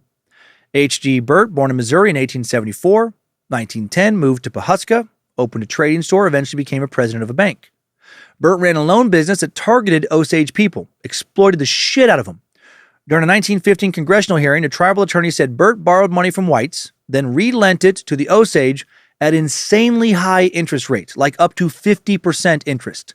He was a loan shark, amongst other things. Grand went to the National Archives in Fort Worth and found a logbook from the Office of Indian Affairs that listed the names of guardians and their wards with notes about who died while under their guardianship in Osage County. H.G. Burt had 1 ward die under his guardianship. Scott Mathis, the owner of that Big Hill Trading Company who we met, 7 out of his 9 wards died. At least 2 of the deaths murdered. Another unnamed guardian, 8 out of 11 wards died. Another had over half of their 13 wards die. And on and on and on. Most of those cases never investigated.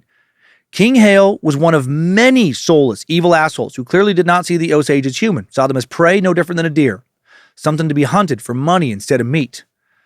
Grand wrote about several more cases of attempted murder and suspicious deaths, including the case of Sybil Bolton, who died November 7th, 1925, after being shot in the chest.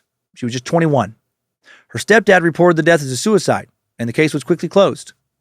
But her grandson, Dennis McAuliffe Jr., investigated her death and wrote a memoir titled The Death of Sybil Bolton, published in 1994. The evidence in her case suggested she was killed outside her home with her 16-month-old baby beside her. Her guardian had 4 other wards who died. One agent wrote a report regarding how less obvious murders were committed.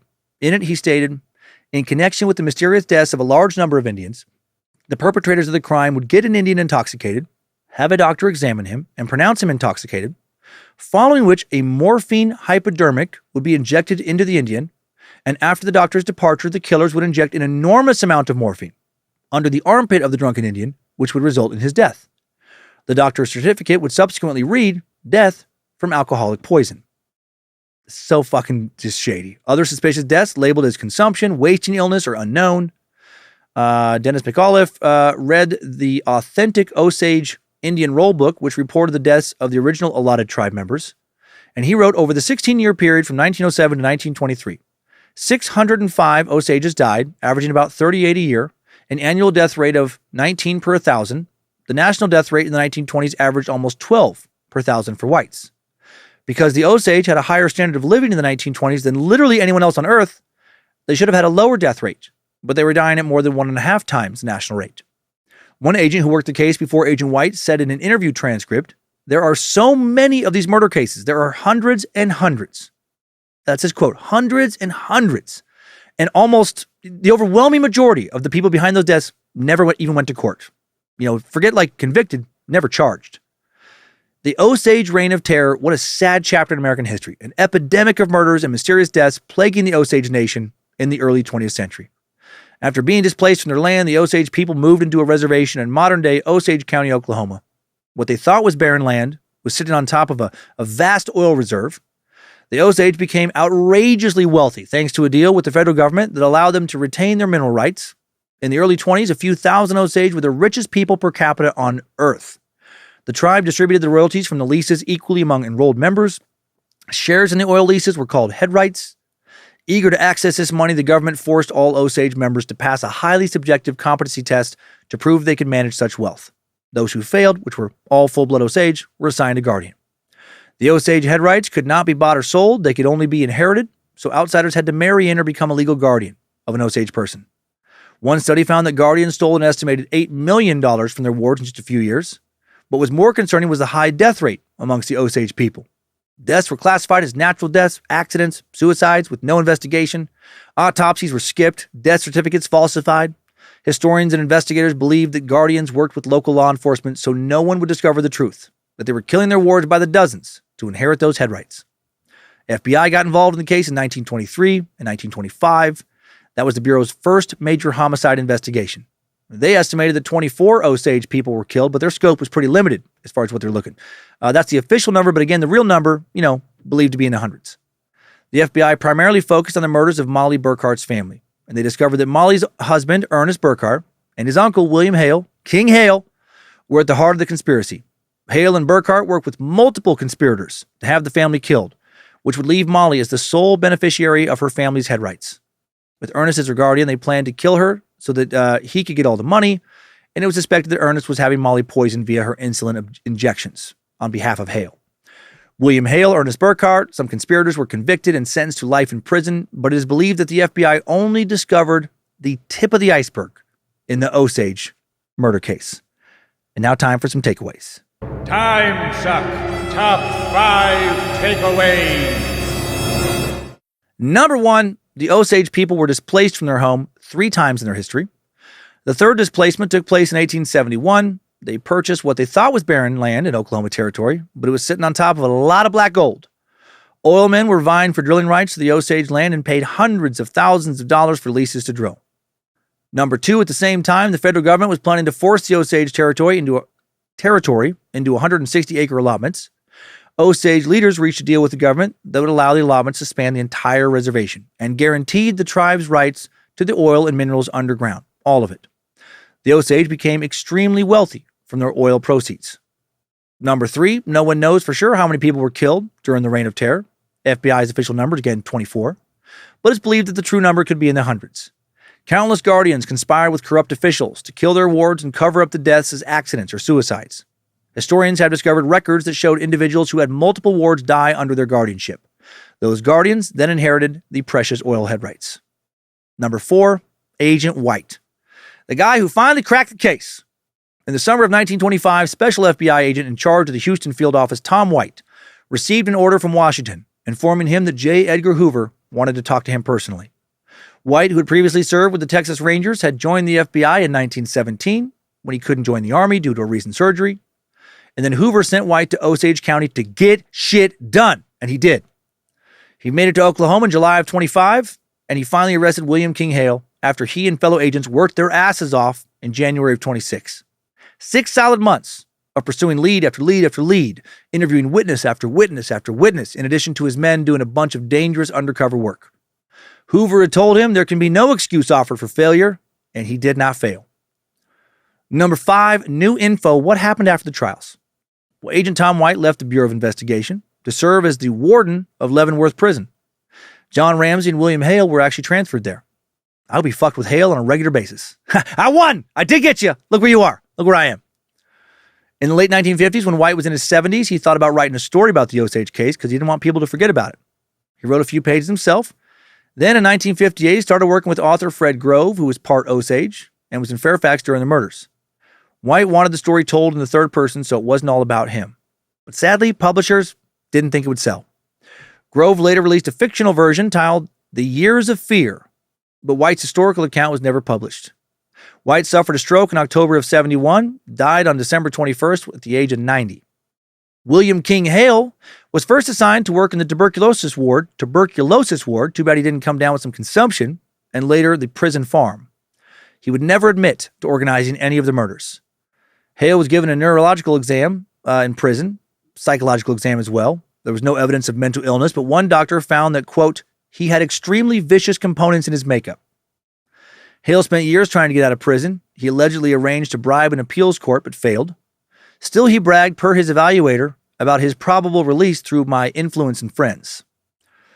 On July 31st, 1944, William Hale was released. He was granted parole after serving 22 years in prison at the age of 72. The parole board made their decision based on his advanced age and his good behavior in prison. He was forbidden from returning to Oklahoma. However, his relatives said he visited them once and said if that damn Ernest had kept his mouth shut, we'd be rich today. These pieces of shit. That tough old bastard would live another 15 years, dying in Phoenix. At the age of 87, he lived in a nursing home the last several years of his life. A 1956 memo addressed to J. Edgar Hoover reported that Hale was living in Montana, working at a drive-in restaurant, also worked as a dishwasher and on a ranch in some capacity. He never again would attain any semblance of the wealth, power, or influence he once had. He would die broke and alone. So, a little bit of good news.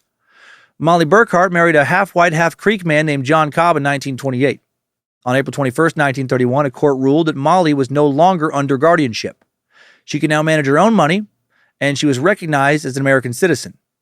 In 2012, David Grand spoke to Margie Burkhart, Molly's granddaughter.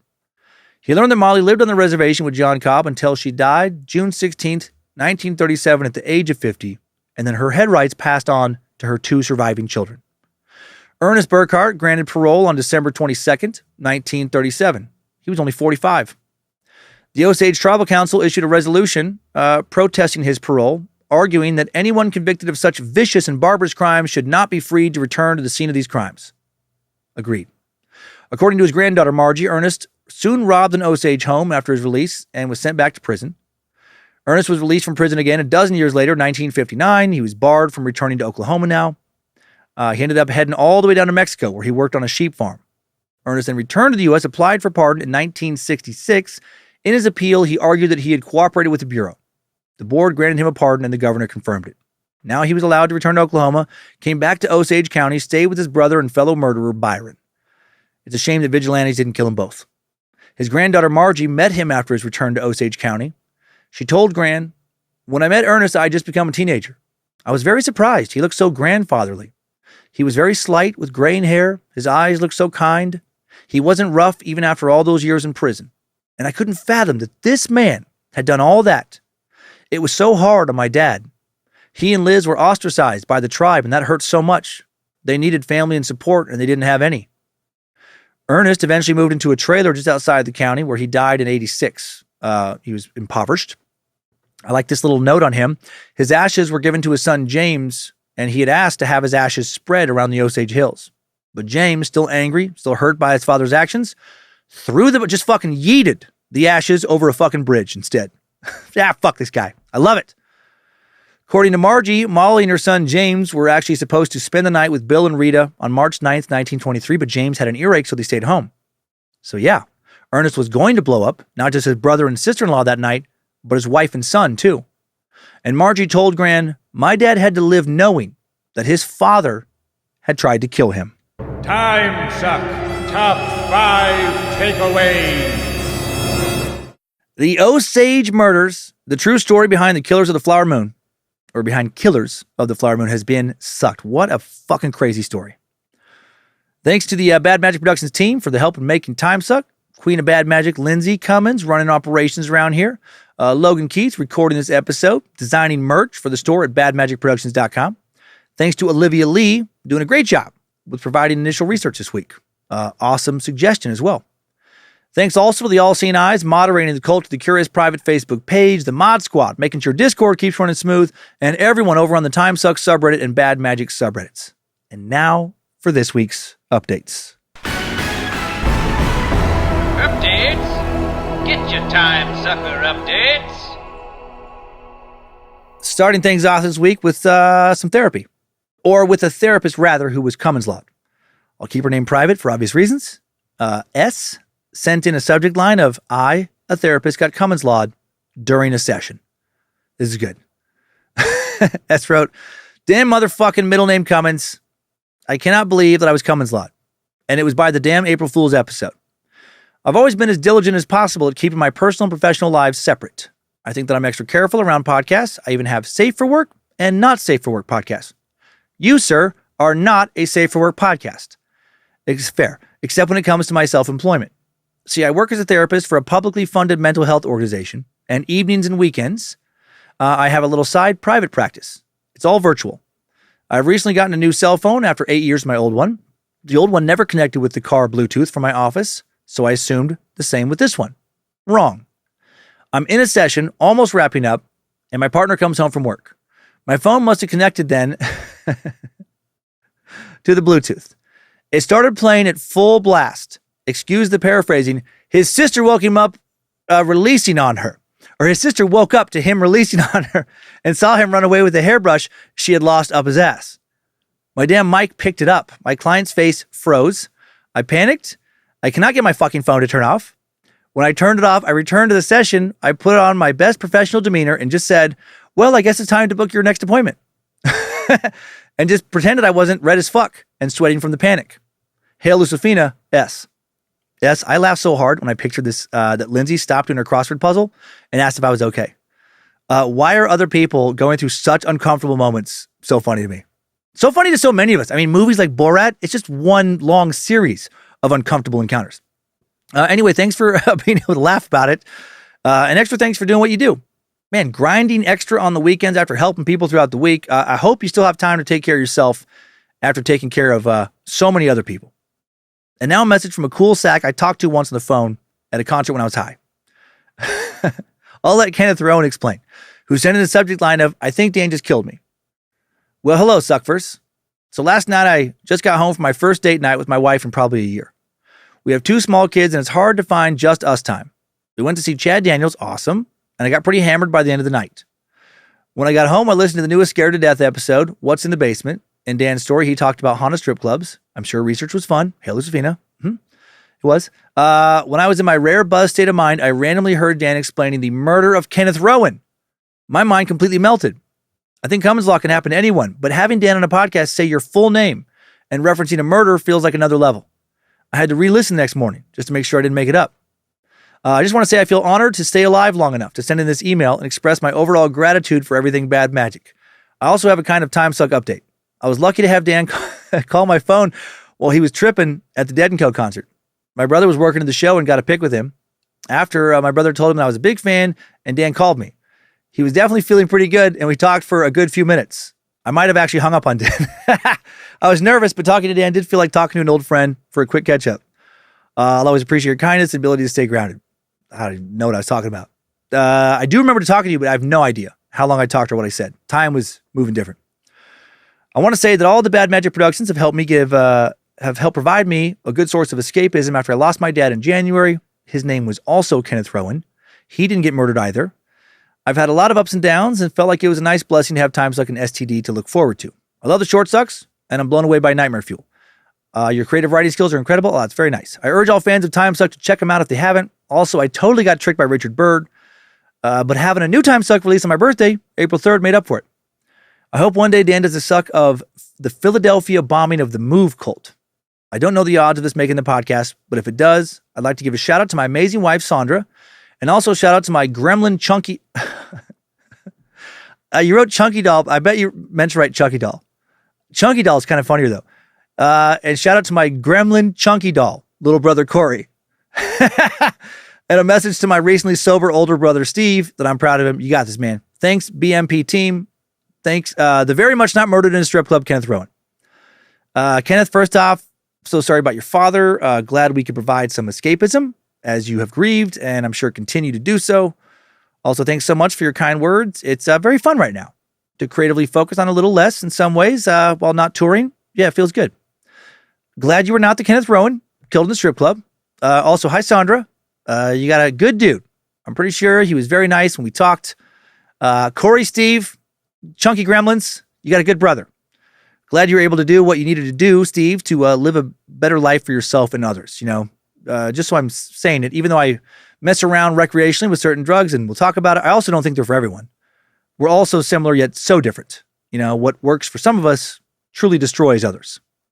And I've always been irritated by the person who's like, oh, you have to try this. No, you don't. Do what works for you. Now, just one more quick one, silly one that just struck me as cute. From Liza with the lime eyes, who sent in the subject line of sack of cells. Liza wrote, when I was 17, my sister, who was 23, was married and became pregnant. She was incredibly hormonal looking back on it.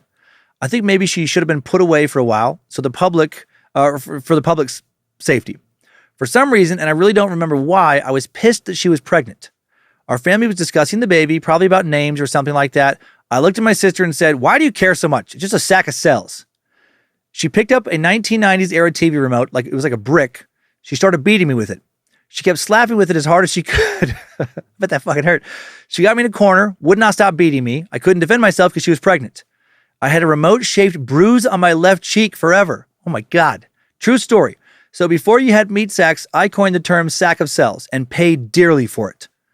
That sack of cells is named Christian, and he's 27 now.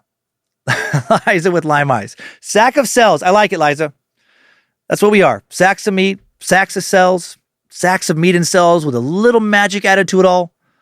Also, I find the visual of one sister while pregnant beating the shit out of another sister with a remote pretty satisfying.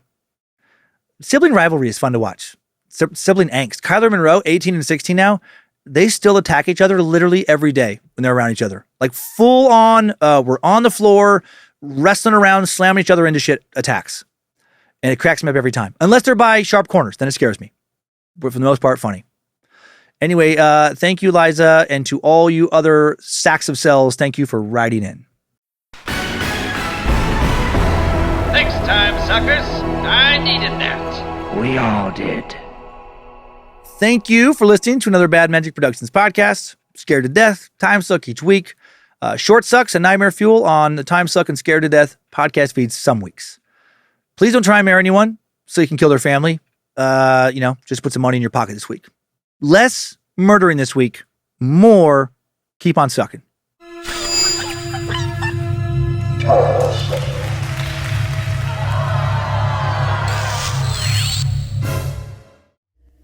Bad Magic Productions.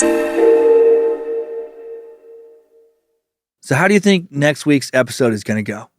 Will I be able to get through an entire episode? How much will I sweat? Will the room become impossibly hot or impossibly cold? Will I be able to deliver an ad for Kellogg's Frosted Cock Cages? Because I am going to try. How many times on Molly will I try to sing Billie Jean? Billie Jean is not my lover. The girl claims that I am the one, but the key's not my son. It's going to be something next week. It might not be something good, but it's going to be something.